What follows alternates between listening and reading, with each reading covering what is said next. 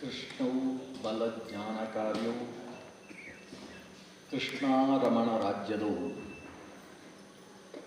ಪುಷ್ಣೀತಾಂ ಮಮ ಸದ್ಬುದ್ಧಿಂ ವೃಷ್ಣಿವಾಸಿಷ್ಠ ವಂಶಜವು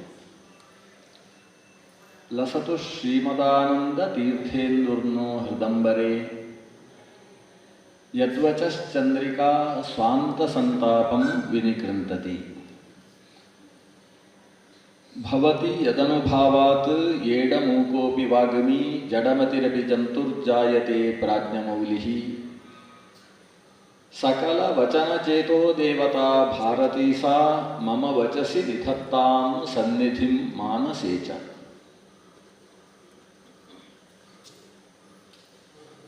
ನಾರಾಯಣಂ ನಮಸ್ಕೃತ್ಯ ನರಂ ಚೈವ ನರೋತ್ತಮಂ ದೇವೀಂ ಸರಸ್ವತೀಂ ವ್ಯಾಸಂ ತತೋ ಜಯಮುದೀರಯೇತ್. ತಪಸ್ವಾಧ್ಯಾಯ ಶುಶ್ರೂಷಾ ಕೃಷ್ಣಪೂಜಾ ರತಂ ಮುನಿಂ ವಿಶ್ವೇಶಮಿಷ್ಟದಂ ವಂದೇ ಪರಿವ್ರಾಟ್ ಚಕ್ರವರ್ತಿನಂ. ಶ್ರೀ ಗುರುಭ್ಯೋ ನಮಃ.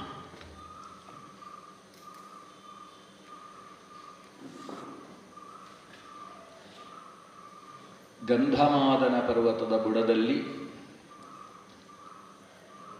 ಆರ್ಷ್ಟಿಶೇಣ ಮಹರ್ಷಿಗಳ ಅನುಗ್ರಹವನ್ನು ಪಡೆದಂತಹ ಪಾಂಡವರು ಸ್ವರ್ಗದಲ್ಲಿ 5 ವರ್ಷದ ತನಕ ವಿಶೇಷ ಅಭ್ಯಾಸವನ್ನು ಮುಗಿಸಿ ಬಂದಂತಹ ಅರ್ಜುನನ ಜೊತೆಗೆ ದಕ್ಷಿಣಕ್ಕೆ ಹೊರಟು ಹಿಮಾಲಯದ ನರನಾರಾಯಣಾಶ್ರಮಕ್ಕೆ ಬಂದರು ಅಂತ ಇಷ್ಟು ಕಥೆಯನ್ನು ನಾವು ನಿನ್ನೆ ದಿವಸ ಅನುಸಂಧಾನ ಮಾಡಿದ್ದೇವೆ. ಅಲ್ಲಿಂದ ಮತ್ತೆ ಆ ನರನಾರಾಯಣಾಶ್ರಮದ ಶುದ್ಧ ಪರಿಸರದಲ್ಲಿ ಕೆಲವು ಕಾಲಗಳನ್ನು ಕಳೆದು, ಕೆಲವು ಕಾಲ ಅಂದರೆ 4 ವರ್ಷ ತನಕ ಅಲ್ಲಿದ್ದರು. ಈ ವನವಾಸದಲ್ಲಿ ಈಗ 10 ವರ್ಷ ಮುಗಿದು ಹೋಯಿತು. ಇನ್ನು 2 ವರ್ಷ ಒಂದು 3 ದಿವಸದಲ್ಲಿ ಮುಗಿಸುವ ಕಾರ್ಯಕ್ರಮ ಇದೆ. ವನವಾಸದಲ್ಲಿ 10 ವರ್ಷಗಳು ಕಳೆದು ಹೋಗಿದ್ದಾರೆ. ಹಿಮಾಲಯದಿಂದ ಮತ್ತೆ ಕುರುಜಾಂಗಲಕ್ಕೆ ಬರ್ತಾರೆ. ಅಂದರೆ ಕುರುದೇಶ, ಇವರದೇ ದೇಶದಲ್ಲಿ ದ್ವೈತವನ, ಕಾಮ್ಯಕವನ ಅಂತ ಪ್ರಸಿದ್ಧವಾದ ಪ್ರದೇಶಗಳು. ಆ ಪ್ರದೇಶದಲ್ಲಿ ಬರ್ತಾರೆ ಪಾಂಡವರು. ಅಲ್ಲಿಗೆ ಬರ್ತಾ ಇರಬೇಕಾದರೆ ನಡೆದಂತಹ ಒಂದು ಘಟನೆ. ಭೀಮಸೇನ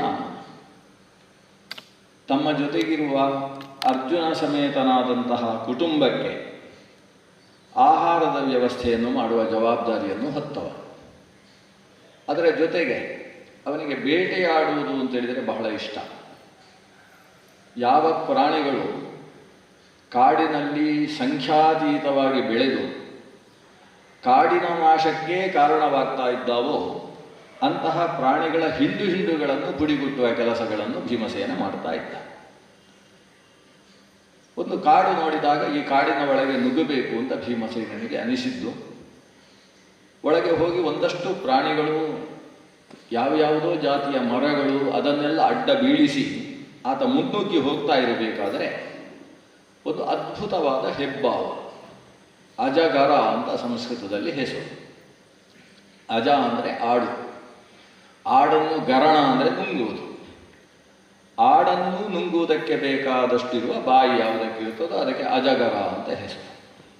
ಅದನ್ನು ತುಂಡು ತುಂಡು ಮಾಡಿ ನುಂಗುವುದಲ್ಲ, ಪೂರ್ತಿಯಾಗಿ ಒಳಗೆ ನುಂಗುವುದು. ನುಂಗಿದ ಮೇಲೆ ಹೊಟ್ಟೆಯಲ್ಲಿ ಅದು ದೊಡ್ಡದಾಗಿ ಕಾಣಿಸ್ತಾ ಇರ್ತದೆ. ಅದರ ಹೊಟ್ಟೆಯು ಹಾಗೆ ಎಷ್ಟು ದೊಡ್ಡ ವಸ್ತು ಒಳಗೆ ಹೋದರೂ ಕೂಡ ಅದಕ್ಕೆ ಅನುಗುಣವಾಗಿ ತನ್ನ ಶರೀರವನ್ನು ಈ ರಬ್ಬರ್ ಎಲ್ಲ ಇದ್ದ ಹಾಗೆ ದೊಡ್ಡದು ಮಾಡಿಕೊಳ್ಳುವಂತಹ ಸಾಮರ್ಥ್ಯ ಅದರ ಶರೀರದಲ್ಲಿ ಇರ್ತದೆ. ಅದನ್ನು ಜೀರ್ಣಿಸಿಕೊಳ್ಳುವುದಕ್ಕೋಸ್ಕರ 2 ಬೇರುಗಳ ಮಧ್ಯದಲ್ಲಿ ತಾನು ಹೋಗುವುದು. ಬೇರಿನ ಮಧ್ಯದಲ್ಲಿ ಹೋದಾಗ ಒಳಗಿದ್ದ ಪ್ರಾಣಿ ಚಟಚಟ ಅಂತ ಎಲುಬು ಸಹಿತ ಪುಡಿಯಾದಾಗ ಅದಕ್ಕೆ ಅದು ಜೀರ್ಣ ಆಗ್ತದೆ ಅಂತ. ಇದು ಅಜಗರ. ತಾನು ಕೆಲವೊಂದು ಆನೆಗಳನ್ನು ನುಗ್ಗತಕ್ಕಂತಹ ಹೆಬ್ಬಾವುಗಳು ಕೂಡ ಇದ್ದಾವೆ. ಅಂತಹ ಒಂದು ಹೆಬ್ಬಾವು ತಾನು ಬಾಯಿಯನ್ನು ತೆರೆದು ನಿಂತಿತ್ತು. ಭೀಮಸೇನಿಗೆ ಅದನ್ನು ನೋಡುವುದೇ ಒಂದು ಖುಷಿ ಅಂತ ಅನಿಸಿತು. ಯಾಕಂದರೆ ಆನೆಗಳ ಹಿಂಡನ್ನು ಗುದ್ದುವ ಸಾಮರ್ಥ್ಯವುಳ್ಳಂತಹ ಭೀಮನಿಗೆ ಇದೊಂದು ಹೆಬ್ಬಾವು ದೊಡ್ಡದಲ್ಲ, ಅದನ್ನು ನೋಡಿದು ಖುಷಿ. ನಮ್ಮಂಥವ್ರು ಹಾಗಲ್ಲ, ಹೆಬ್ಬಾವು ನೋಡ್ತಾ ಇದ್ರೇನೆ ಓಡಿ ಹೋಗ್ತಾರೆ. ಇದು ಹಾಗಲ್ಲ, ಹೆಬ್ಬಾವು ನೋಡ್ತಾ ಇದ್ರೆ ಖುಷಿ. ಏನು ಮಾಡ್ತದೆ ನೋಡೋಣ. ನನ್ನ ಹತ್ರ ಬರ್ತದೋ, ಸುಮ್ಮನೆ ಅದೇ ಗುಹೆ ಒಳಗೆ ಬಿಲದ ಒಳಗೆ ಹೋಗಿ ಕೂತುಕೊಳ್ತದೋ. ಆದರೆ ಹೆಬ್ಬಾವು ಹತ್ತಿರಕ್ಕೆ ಬರ್ತದೆ, ಇವನ ಕಡೆಗೆ ಮುಖ ತೆರೀತದೆ, ತೆಗ್ಗಿ ಇವನನ್ನೇ ನೋಡ್ತದೆ. ನೋಡ್ತಾ ಇದ್ರು ಇನ್ನೇನು ಮಾಡ್ತದೆ ಅಂತ ಭೀಮಸೇನನಿಗೆ ಅದರ ಜೊತೆಗೆ ಒಂದು ರೀತಿಯ ಆಟದ ಭಾವ ಉಂಟಾಯಿತು. ಅಷ್ಟರಲ್ಲಿ ಒಮ್ಮೆ ಮುಂದಕ್ಕೆ ಹೆಡೆಯನ್ನು ಬೀಸಿದಂತಹ ಹೆಬ್ಬಾವು ಈತನ ಎರಡೂ ಬಾಹುಗಳನ್ನು ತನ್ನ ಬಾಯಿಯ ಒಳಗೆ ಹಾಕಿಕೊಂಡಿತ್ತು. ಬಾಹುಗಳೆರಡು ಬಾಯಿಯ ಒಳಗೆ ಸಿಕ್ಕಿ ಹಾಕಿಕೊಂಡಾಗ ಭೀಮಸೇನ ಬಿಡಿಸುವುದಕ್ಕೆ ಪ್ರಯತ್ನಿಸ್ತಾನೆ. ಆದರೆ ಯಾಕೋ ಶಕ್ತಿ ಹ್ರಾಸ ಆದಾಗೆ ಅನಿಸುವುದಕ್ಕೆ ಶುರುವಾಗ್ತದೆ. ಅದು ಸರಿಯಾಗಿ ಇವನನ್ನೇ ನೋಡ್ತಾ ಇತ್ತು. ಅದರ ದೃಷ್ಟಿಗೆ ಅನುಗುಣವಾಗಿ ಇವನ ಶಕ್ತಿ ಹ್ರಾಸವಾದ ಅನುಭವ. ಅಷ್ಟರಲ್ಲಿ ಆ ಹೆಬ್ಬಾವು ತನ್ನ ಭೋಗದ ಮೂಲಕ ಇವನ ಶರೀರವನ್ನು ಸುತ್ತಿಕೊಳ್ತದೆ. ಸರ್ಪದ ಶರೀರಕ್ಕೆ ಸಂಸ್ಕೃತದಲ್ಲಿ ಭೋಗ ಅಂತ ಹೆಸರು. ಒಂದೊಂದರ ಶರೀರಕ್ಕೆ ಒಂದೊಂದು ಹೆಸರು. ಮನುಷ್ಯನ ಶರೀರಕ್ಕೆ ಕಲೇವರ ಅಂತ ಹೆಸರು. ಹಾಗೆ ಅಂತೇಳಿ ಸರ್ಪದ ಶರೀರವನ್ನು ಕಲೇವರ ಅಂತ ಕರೆಯುವ ಹಾಗಿಲ್ಲ, ಅದನ್ನು ಭೋಗ ಅಂತ ಕರೀಬೇಕು. ಸರ್ಪಗಳಿಗೆ ಭೋಗಿಗಳು ಅಂತ ಹೆಸರು. ಭೋಗ ಉಳ್ಳದ್ದಾದ್ರಿಂದ ಭೋಗಿ. ಈ ಕಥೆಯ ಮಧ್ಯದಲ್ಲಿ ನನಗೆ ಒಂದೆರಡು ಪ್ರಶ್ನೆಗಳು ನೆನಪಾದವು. ನಿನ್ನೆ ಒಂದಿಬ್ಬರು ಶ್ರೋತೃಗಳು ಒಂದೆರಡು ಪ್ರಶ್ನೆ ಮಾಡಿದ್ದಾರೆ. ಈ ಭೋಗಿ ಅನ್ನೋ ಶಬ್ದ ಬಂದಾಗ ಈ ಶಬ್ದದಲ್ಲಿ ಕಿರೀಟಿ ಅಂತ ನಾವು ಅರ್ಜುನನನ್ನು ಕರಿತೇವೆ. ಯಾಕಂದರೆ ಕಿರೀಟ ವಿಶೇಷ ಉಳ್ಳವನಾದ್ರಿಂದ. ಹಾಗಾದರೆ ಕಿರೀಟ ಇದ್ದವರನ್ನೆಲ್ಲ ಕಿರೀಟಿ ಅಂತ ಯಾಕೆ ಕರೆಯೋಲ್ಲ? ನೀವು ವಿಷಯ ಶುರು ಮಾಡಿದ್ರಿ, ಅವರು ಪ್ರಶ್ನೆ ಮಾಡುವಾಗ ಹಾಗೆ ಮಾಡಿದರು. ನೀವು ಧನಿ ಅಂದರೆ ಧನ ಉಳ್ಳವನು, ದುಃಖಿ ಅಂದರೆ ದುಃಖ ಉಳ್ಳವನು, ಕಿರೀಟಿ ಅಂದರೆ ಬರೀ ಕಿರೀಟ ಉಳ್ಳವನಲ್ಲ, ದೊಡ್ಡ ಕಿರೀಟ ಉಳ್ಳವನು ಅಂತ ಅರ್ಥ ಹೇಳಿದಾಗ ಅವರ ಪ್ರಶ್ನೆ ಸಮಂಜಸವಾದ ಪ್ರಶ್ನೆ. ಆದರೆ ಈ ಇನಿ ಅಂತ ಅದೊಂದು ಪ್ರತ್ಯಯ. ಕಿರೀಟಿ ಅಂದರೆ ಕಿರೀಟ ಉಳ್ಳವ ಅಂತ ಇನಿ ಪ್ರತ್ಯಯ, ಮಧುಬರ್ಸದಲ್ಲಿ ಬರುವ ವ್ಯಾಕರಣದ ಒಂದು ಪ್ರತ್ಯಯ. ಅದು ಬರುವುದು ಯಾವಾಗ? ಅದು ಉಳ್ಳವನು ಅನ್ನೋ ಅರ್ಥದಲ್ಲಿ ಮಾತ್ರ ಬರುವುದಿಲ್ಲ, ಅದು ವಿಶೇಷವಾಗಿ ಉಳ್ಳವನು ಅನ್ನೋ ಅರ್ಥದಲ್ಲಿ ಬರುವುದು. ಈಗ ನಮ್ಮಲ್ಲಿ ಬುದ್ಧಿಮಾನ್ ಅಂತ ಒಂದು ಶಬ್ದ ಇದೆ ಅಂತ ಅನ್ಕೊಳ್ಳಿ. ಬುದ್ಧಿಮಂತರನ್ನೆಲ್ಲ ಬುದ್ಧಿಮಾನ್ ಅಂತ ಕರೆಯುವುದಿಲ್ಲ. ಒಂದು ಪ್ರಶಸ್ತವಾದ ಬುದ್ಧಿ ಇದ್ರೆ ಅವನಿಗೆ ಬುದ್ಧಿಮಾನ್ ಅಂತ ಕರೆಯುವುದು. ಈ ತರಗತಿಯಲ್ಲಿ ಯಾರು ಬುದ್ಧಿವಂತರು ಅಂತ ಹೇಳಿದರೆ, ಬುದ್ಧಿ ಇಲ್ಲದೆ ಇದ್ದವರು ಯಾರಿದ್ದಾರೆ? ಬುದ್ಧಿ ಇಲ್ಲದೆ ಹೋದರೆ ತರಗತಿಗೆ ಯಾಕೆ ಬರ್ತಾರೆ? ಎಲ್ರಿಗೂ ಬುದ್ಧಿ ಇದೆ, ಆದರೆ ಅಷ್ಟರಲ್ಲಿ ಯಾರಲ್ಲಿ ವಿಶೇಷ ಬುದ್ಧಿ ಇದೆ ಅವನನ್ನು ಬುದ್ಧಿಮಾನ್ ಅಂತ ಕರೆಯುವುದು. ದುಡ್ಡು ಇದ್ದವರನ್ನೆಲ್ಲ ಧನಿ ಅಂತ ಕರೆಯುವುದಿಲ್ಲ. ಕಿಸೆಯಲ್ಲಿ 10 ಪೈಸೆ, ಈಗ 10 ಪೈಸೆ ಎಲ್ಲ ಅದು ವಸ್ತು ಪ್ರದರ್ಶನಾಲಯದಲ್ಲಿ ಇಡುವುದಕ್ಕೆ ಬೇಕಾದ ವಸ್ತು ಆಗಿ ಹೋಗಿದೆ. ಅಂತೂ ಕಿಸೆಯಲ್ಲಿ 10 ರೂಪಾಯಿ ಇದ್ದರೆ ಧನಂ ಅಸ್ಯ ಅಸ್ತಿ ಇತಿ ಧನಿ, ಧನಿ ಅಂದರೆ ಧನ ಉಳ್ಳವ, ಇವನನ್ನು ಧನಿ ಅಂತ ಕರೆಯೋಣ ಅಂದರೆ ಅದನ್ನು ಧನಿ ಅಂತ ಕರೆಯುವುದಿಲ್ಲ. ಪ್ರಶಸ್ತಂ ಧನಂ ಅಸ್ಯ ಅಸ್ತಿ ಇತಿ ಧನಿ. ಧನಿ ಅಂತ ಕರಿಬೇಕಾದ್ರೆ ಅವನಲ್ಲಿ ವಿಶೇಷವಾದ ಪ್ರಶಸ್ತವಾದ ಧನ ಇರಬೇಕು. ಹಾಗೆ ಕಿರೀಟ ಉಳ್ಳದ್ದೆಲ್ಲ ಕಿರೀಟಿ ಅಲ್ಲ, ವಿಶೇಷವಾದ ಕಿರೀಟ ಉಳ್ಳವ. ಈಗ ಈ ಭರತಖಂಡಕ್ಕೆ ಇಳಿದು ಬಂದಂತಹ ಈ ಅರ್ಜುನನ ತಲೆಯಲ್ಲಿರುವಂತಹ ಕಿರೀಟ ಬೇರೆ ಯಾರಲ್ಲೂ ಆ ಕಾಲದಲ್ಲಿ ಇಲ್ಲ. ಆದ್ರಿಂದ ಅರ್ಜುನನನ್ನು ಕಿರೀಟಿ ಅಂತ ಕರೆಯೋದು. ಈಗ ಒಂದು ಶಬ್ದವನ್ನು ಒಂದು ವಸ್ತುವಿನಲ್ಲಿ ಪ್ರಯೋಗಿಸಬೇಕಾದ್ರೆ ಅಲ್ಲಿ ಪ್ರಾಶಸ್ತ್ಯ ವಿಶೇಷ ಬೇಕು. ಅದರಿಂದ ಪ್ರಶಸ್ತ ಪ್ರಶಂಸಾಯಾಮ್ ಮತುಪ್ಪು ಅಂತ ಒಂದು ವ್ಯಾಕರಣದ ನಿಯಮವನ್ನು ಅನುಸರಿಸಿ ಒಂದು ವಿಶೇಷವಾದ ಕಿರೀಟ ಉಳ್ಳವನು ಅನ್ನುವ ಅರ್ಥದಲ್ಲಿ ಕಿರೀಟಿ ಅನ್ನುವ ಶಬ್ದವನ್ನು ಕರೆಯೋದು. ಹಾಗೆಯೇ ಸರ್ಪಗಳನ್ನೆಲ್ಲವನ್ನು ಭೋಗಿ ಅಂತ ಕರೆಯುವುದಿಲ್ಲ. ಭೋಗ ಅಂದರೆ ಶರೀರ. ಯಾವುದೋ ಪುಟ್ಟ ಪುಟ್ಟ ಈ ನಮ್ಮಲ್ಲಿ ಸಿಗ್ತಾ ಇರ್ತದೆ ಕಂದಡಿಗಳು ಅಂತೇಳಿ, ಅವುಗಳು ವಿಶೇಷವಾಗಿ ಅದರ ಶರೀರದಲ್ಲೇ ವಿಷ ಇರ್ತದೆ, ಬರೀ ಬಾಯಿಯಲ್ಲಿ ಮಾತ್ರ ವಿಷ ಇರುವುದಲ್ಲ. ಅದರ ಶರೀರ ಮೇಗೆ ಸೋಂಕಿ ಹೀಗೆ ಹೋಯಿತು ಅಂತಾದರೆ ಅಲ್ಲಿ ಶರೀರ ಕೊಳೆತು ಹೋಗುವಂತಹ ಒಂದು ಥರದ ಸರ್ಪಗಳೆಲ್ಲ, ಕೊಳಕೆ ಸರ್ಪಗಳೆಲ್ಲ ಓಡಾಡ್ತಾ ಇರ್ತಾರೆ. ಅಂತಹ ಸರ್ಪಗಳಿಗೆ ಸಂಸ್ಕೃತದಲ್ಲಿ ಭೋಗಿ ಅಂತ ಹೆಸರಿಲ್ಲ. ಅದಕ್ಕೆ ವಸ್ತುತಃ ಭೋಗ ಇದೆ, ಆದರೆ ಅಲ್ಪ ಭೋಗ ಇದ್ದರೆ ಅದನ್ನು ಭೋಗಿ ಅಂತ ಕರೆಯುವುದಿಲ್ಲ. ಒಂದು ವಿಶಿಷ್ಟವಾದ ದೊಡ್ಡದಾದ ನಮ್ಮಲ್ಲಿ ಏನು ಹೆದ್ದಾರಿಗಳಿರ್ತಾರೆ, NHಗಳು, ರಾಷ್ಟ್ರೀಯ ಹೆದ್ದಾರಿಗಳು, ಅದನ್ನು ದಾಟಿದ್ರು ಅದರ ಮುಖ ಅಲ್ಲಿ ಹೋದರೂ ಬಾಲ ಇಲ್ಲಿಂದ ಹೊರಡಲಿಲ್ಲ ಅಂತ ಆದರೆ ಅಷ್ಟು ದೊಡ್ಡ ಶರೀರ ಇರುತ್ತಲ್ಲ, ಆ ದೊಡ್ಡ ಶರೀರವುಳ್ಳಂತಹ ಸರ್ಪಗಳಿಗೆ ಭೋಗಿ ಅಂತ ಹೆಸರು. ಅಂತಹ ಒಂದು ಭೋಗಿ, ಒಂದು ಅಜಗರ, ಅದು ತನ್ನ ಭೋಗದಿಂದ ಭೀಮಸೇನನನ್ನು ಸುತ್ತಿಕೊಂಡಿದೆ. ಅದು ಅವನ ಕೈಯನ್ನು ಕಚ್ಚಿ ಹಿಡಿದಿದ್ದಂತಹ ಸರ್ಪ ಕೈಯನ್ನು ಬಿಟ್ಟಿದಂತೆ, ಶರೀರವನ್ನು ಸುತ್ತುಕೊಂಡಿದೆ, ಕೈ ಬಿಟ್ಟಿದೆ. ಅಂದರೆ ಕೈಯಿಂದ ಹೊಡೆದಬೇಕಾದ್ರೆ ತಪ್ಪಿಸಿಕೋ ನೋಡೋಣ ಅಂತ. ಭೀಮಸೇನ ಸುಮ್ಮನಾಗಿಬಿಟ್ಟ. ಏನೋ ಇದರಲ್ಲಿ ವಿಶೇಷ ಇದೆ. ಈ ಸರ್ಪ ತನ್ನ ಕೈಯನ್ನು ಹಿಡಿದಿತ್ತು. ಬಾಹುಶಾಲಿ ಅಂತ ಅನಿಸಿಕೊಂಡಂತಹ ನನ್ನಿಂದ ಪೆಟ್ಟು ತಿನ್ನಬಾರದು ಅಂತ ಅದನ್ನು ಹಿಡ್ಕೊಳ್ಳೋದು ಬಿಟ್ಟು, ಅದನ್ನು ಬಿಟ್ಟು ಶರೀರವನ್ನು ಸುತ್ತಿಕೊಂಡಿದೆ. ಅಂದರೆ ಇದರಲ್ಲಿ ಒಂದು ವಿಶೇಷತೆ ಇದೆ. ಅದರ ಮುಖವನ್ನೇ ತಾನು ನೋಡಿಕೊಂಡು ಅದಕ್ಕೆ ಸಿಕ್ಕಿ ಹಾಕಿಕೊಂಡ ಹಾಗೆ, ಹಿಂದೆ ಹೇಗೆ ಶ್ರೀಕೃಷ್ಣನನ್ನು ಒಂದು ಸರ್ಪ, ಕಾಲಿಯ ನಾಗ ಕ್ಷೇಲ ನಿಹಂತ ಅಂತಾರಲ್ಲ, ಕಾಳಿಂಗ ನಾಗ ಅವನನ್ನು ಸುತ್ತಿಕೊಂಡಾಗ ಕೃಷ್ಣ ಸುಮ್ಮನಿದ್ದಲ್ಲ, ಹಾಗೆ ಭೀಮಸೇನ ಸುಮ್ಮನಿದ್ದಾನೆ. ಸರ್ಪ ಅವನನ್ನು ನೋಡುತ್ತೆ, ನೋಡಿ ಮಾತನಾಡುವುದಕ್ಕೆ ಶುರು ಮಾಡ್ತದೆ. ಶಕ್ತಿ ಇದ್ರೆ ಬಿಡಿಸಿಕೋ ಅಂತ. ಭೀಮಸೇನಿಗೆ ಖುಷಿಯಾಯಿತು. ಮಾತು ಬರುವ ಸರ್ಪ ಅಲ್ವಾ, ಹಾಗಾದರೆ ಅಸಾಮಾನ್ಯ ಸರ್ಪ. ಯಾವ ಸರ್ಪಗಳು ಬುಸುಗುಡುವುದನ್ನು ಬಿಟ್ಟರೆ ಮಾತಾಡುವುದನ್ನು ನಾವು ಕಾಣುವುದಿಲ್ಲ. ಇದು ಮಾತಾಡುವ ಸರ್ಪ, ಆದರೆ ಒಂದು ನಾಲಿಗೆಯಲ್ಲಿ ಮಾತಾಡುವುದಲ್ಲ, ಎರಡು ನಾಲಿಗೆಯಲ್ಲಿ ಮಾತಾಡ್ತದೆ. ಹಾಗಾಗಿ ಒಂದು ರೀತಿ ಎಕೋ ಆದ ಹಾಗೆ, ಅದು ಮಾತಾಡುವ ಶಬ್ದಗಳು ಎರಡೆರಡು ಬಾರಿ ಕೇಳಿದ ಹಾಗೆ, ಒಂದು ದೈವಿ ವಾಣಿಯನ್ನು ಕೇಳಿದಂತಹ ಅನುಭವ ಭೀಮಸೇನಿಗೆ ಆಯ್ತಂತೆ.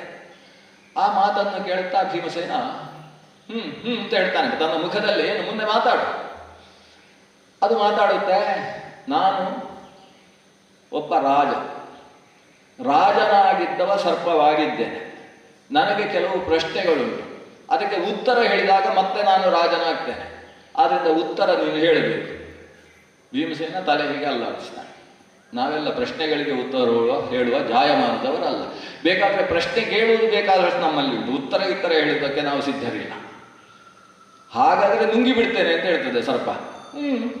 ನೀನು ಅರಗಿಸಿಕೊಳ್ಳುವ ಸಾಮರ್ಥ್ಯ ಇದ್ರೆ ನೀನು ನುಂಗುವುದಕ್ಕೇನು, ನುಂಗಂತೆ ಅಂತ. ಭೀಮಸೇನ ಮಾತಾಡುವುದಿಲ್ಲ. ಒಂದು ಸಲ ತಲೆಯನ್ನು ಹೀಗೆ ಅಂತಾನೆ, ಒಂದು ಸಲ ಹೀಗೆ ಅಂತಾನೆ. ಈ ಬಸವನ ಹಾಗೆ ಅಂತ ಹೇಳುವುದಿಲ್ಲ.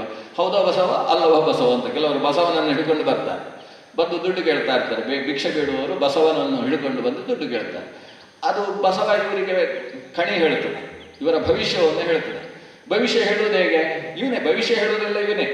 ಇವರಿಗೆ ಮುಂದಿನ ವರ್ಷ ಇವರ ಮಗನಿಗೆ ಒಳ್ಳೆಯ ಹೆಣ್ಣು ಸಿಕ್ಕಿ ಉತ್ತರ ದಿಕ್ಕಿನಿಂದ ಮದುವೆ ಆಗ್ತದೆ ಅಲ್ವೇ ಅಂತ ಹೇಳಿದಾಗ ಅಂತ ಹತ್ರ ಹೇಳ್ತಾನೆ. ಇವನು ತಲೆ ಹೇಗೆ ಅಲ್ಲಾಡಿಸ್ತಾನೆ, ತಲೆ ಅಲ್ಲಾಡಿಸುತ್ತೆ. ಅಂದರೆ ಅನ್ನುತ್ತೆ. ಇವನು ಅಲ್ವಲ್ಲ ಅಂತ ಹೇಳಿದ್ರೆ ಅದು ಅಲ್ಲ ಅಂತ ಅಲ್ಲಾಡಿಸುತ್ತೆ. ಇವನು ತಲೆ ಹೇಗೆ ಅಲುಗಾಡಿತೋ ಅದನ್ನು ನೋಡಿಕೊಂಡು ತಲೆ ಅಲುಗಾಡಿಸುವ ಬಸವನ ಹಾಗೆ ಇವನು ತಲೆಯನ್ನು ಒಂದು ಸಲ ಹೀಗೆ ಅಂತಾನೆ, ಒಂದು ಸಲ ಹಾಗೆ ಅಲುಗಾಡಿಸ್ತಾನೆ. ಸರ್ಪಕ್ಕೆ ಫಜೀತಿಯಾಯಿತು. ಯಾಕಂದರೆ ಇವನನ್ನು ಜೋರಾಗಿ ಸುತ್ತಿಕೊಂಡಿದೆ. ಸಾಮಾನ್ಯ ವ್ಯಕ್ತಿ ಅದರೊಳಗೆ ಸಿಕ್ಕಿ ಹಾಕಿಕೊಂಡರೆ ಎಲುಬುಗಳೆಲ್ಲ ಪುಡಿ ಪುಡಿಯಾಗಿ ಮಾಂಸದ ಪಿಂಡ ಮಾತ್ರ ಉಳಿಯುವಷ್ಟು ಗಟ್ಟಿಯಾಗಿ ಅದನ್ನು ತನ್ನ ಭೋಗದಿಂದ ಸುತ್ತಿಕೊಂಡಿದೆ. ಆದರೆ ಇವನ ಶರೀರದಿಂದ ಅದಕ್ಕೆ ನೋವಾಗ್ತದೆ ಹೊರತು ಒಳಗಿನವನು ಪುಡಿಯಾಗ್ತಾ ಇಲ್ಲ. ಇದರ ಜೊತೆಗೆ ಸರ್ಪದಲ್ಲಿದ್ದಂತಹ ಮಹಾಶಕ್ತಿ ಕ್ಷೀಣವಾಗ್ತಾ ಸಾಗ್ತಾ ಇದೆ. ಎಷ್ಟೆಷ್ಟು ಒತ್ತಿ ಹಿಡಿತಾ ಇದೆಯೋ ಅದರ ಶಕ್ತಿ ಹ್ರಾಸವಾಗ್ತಾ ಇದೆ. ಇವನನ್ನು ನಾನು ಎದುರಿಸುವುದು ಹೇಗೆ? ಇವನನ್ನು ನುಂಗಿದ್ರಂತೂ ಅರಗಿಸಿಕೊಳ್ಳುವುದಕ್ಕೆ ಸಾಧ್ಯ ಇಲ್ಲ. ನೀನು ಯಾರು ಅಂತ ಪ್ರಶ್ನೆ ಮಾಡ್ತಾನೆ ಕೊನೆಗೆ. ಆ ಸರ್ಪ ಇವನನ್ನು ನೀನು ಯಾರು ಅಂತ ಪ್ರಶ್ನಿಸುತ್ತೆ. ನೀನು ಯಾರು ಅಂತ ಪ್ರಶ್ನಿಸುವ ಹೊತ್ತಿಗೆ ಅಲ್ಲಿಗೆ ಧರ್ಮರಾಜ ಆಗಮಿಸಿ ಆಗಿತ್ತು. ಕಾರಣ ಏನು ಅಂದರೆ, ಧರ್ಮರಾಜ ದ್ರೌಪದಿ ದೇವಿಯಲ್ಲಿ ಪ್ರಶ್ನಿಸ್ತಾನೆ, ಭೀಮಸೇನ ಯಾವ ಕಡೆಗೆ ಹೋದದ್ದು, ಯಾಕೆ ಹೋದದ್ದು? ದ್ರೌಪದಿ ದೇವಿ ಹೇಳ್ತಾಳೆ, ಆಹಾರ ತರುವುದಕ್ಕೋಸ್ಕರ ಹೋದದ್ದು. ಹಾಗಾದರೆ ಇಷ್ಟು ಹೊತ್ತಾದರೂ ಯಾಕೆ ಬರಲಿಲ್ಲ? ನನಗೂ ಅದೇ ಪ್ರಶ್ನೆ. ಆಗ ಧರ್ಮರಾಜ ಅರ್ಜುನನ ಹತ್ರ ಹೇಳ್ತಾನೆ, ನೀನು ದ್ರೌಪದಿಯ ಸಂರಕ್ಷಕನಾಗಿ ಜೊತೆಗಿರು, ಮತ್ತೆ ನಾನು ಹೋದೆ ಅಂತ ನನ್ನನ್ನು ಬೆನ್ನು ಹತ್ತಿ ಬರಬೇಡ. ನಾನು ಭೀಮಸೇನನ್ನು ಮಾತಾಡಿಸಿ ಏನು ಕಥೆ, ಯಾಕೆ ಇಷ್ಟು ವಿಳಂಬ, ಅವನನ್ನು ಕರ್ಕೊಂಡು ಬರ್ತೇನೆ. ಭೀಮಸೇನ ಹೋದ ದಾರಿ ಧರ್ಮರಾಜನಿಗೆ ಕಷ್ಟ ಇಲ್ಲ. ಯಾಕಂದರೆ ಎಲ್ಲೆಲ್ಲಿ ಪ್ರಾಣಿಗಳು ಬಿದ್ದಿದ್ದಾವೆ, ಎಲ್ಲೆಲ್ಲಿ ಮರಗಳು ಅಡ್ಡ ಬಿದ್ದಿದ್ದಾವೆ, ಎಲ್ಲೆಲ್ಲಿ ಸಸ್ಯಗಳು ಅಡ್ಡ ಆಗಿದ್ದಾವೆ, ಅದು ಭೀಮಸೇನ ಹೋದ ದಾರಿ ಅಂತ. ಆ ದಾರಿಯನ್ನು ಅನುಸರಿಸಿ ಸಾಗಿದಂತಹ ಧರ್ಮಜ ಹೆಬ್ಬಾವಿನಿಂದ ಸಿಕ್ಕಿ ಹಾಕಿಕೊಂಡಂತಹ ಮೌನನಾದಂತಹ ಭೀಮಸೇನನನ್ನು ಕಾಣ್ತಾನೆ. ಕಂಡವನಿಗೆ ಆಶ್ಚರ್ಯ. ಇಂಥ ಪ್ರಾಣಿಗಳನ್ನು ಗುದ್ದಿರುವವ ಈ ಸರ್ಪದ ಜೊತೆಗೆ ಎರಡೂ ಬಾಹುಗಳು ಅವರ ಕೈಯಲ್ಲೇ ಇರುವಾಗ, ಸಶಕ್ತವಾದ ಬಾಹುಗಳೆರಡೂ ಇರುವಾಗ ಸರ್ಪದಲ್ಲಿ ಸಿಕ್ಕಿ ಹಾಕಿಕೊಂಡಿದ್ದಾನಲ್ಲ ಭೀಮಸೇನ. ಅವನು ಭೀಮಸೇನನ ಹತ್ರ ಮಾತಾಡ್ತಾನೆ. ಏನು ಭೀಮಸೇನ, ಆಟ ಆಡ್ತಾ ಇದ್ಯಾ? ಅದಕ್ಕೆ ಭೀಮ ಈಗ ಮಾತಾಡ್ತಾನೆ, ಅಣ್ಣ ಹಾಗಲ್ಲ, ಮಹಾಶಕ್ತಿಶಾಲಿಯಾದ ಸರ್ಪ ಮಾತನಾಡ್ತದೆ. ಅವರ ಧ್ವನಿ ಕೇಳಿದರೆ ನಮ್ಮ ಯಾರ್ದೋ ಹಿರಿಯರ ಧ್ವನಿ ಕೇಳಿದ ಹಾಗೆ ಅನಿಸುತ್ತೆ, ನೀನು ಸ್ವಲ್ಪ ಮಾತನಾಡಿಸಿ ನೋಡು ಅಂತ ಅಣ್ಣನ ಹತ್ರ ಹೇಳ್ತಾನೆ.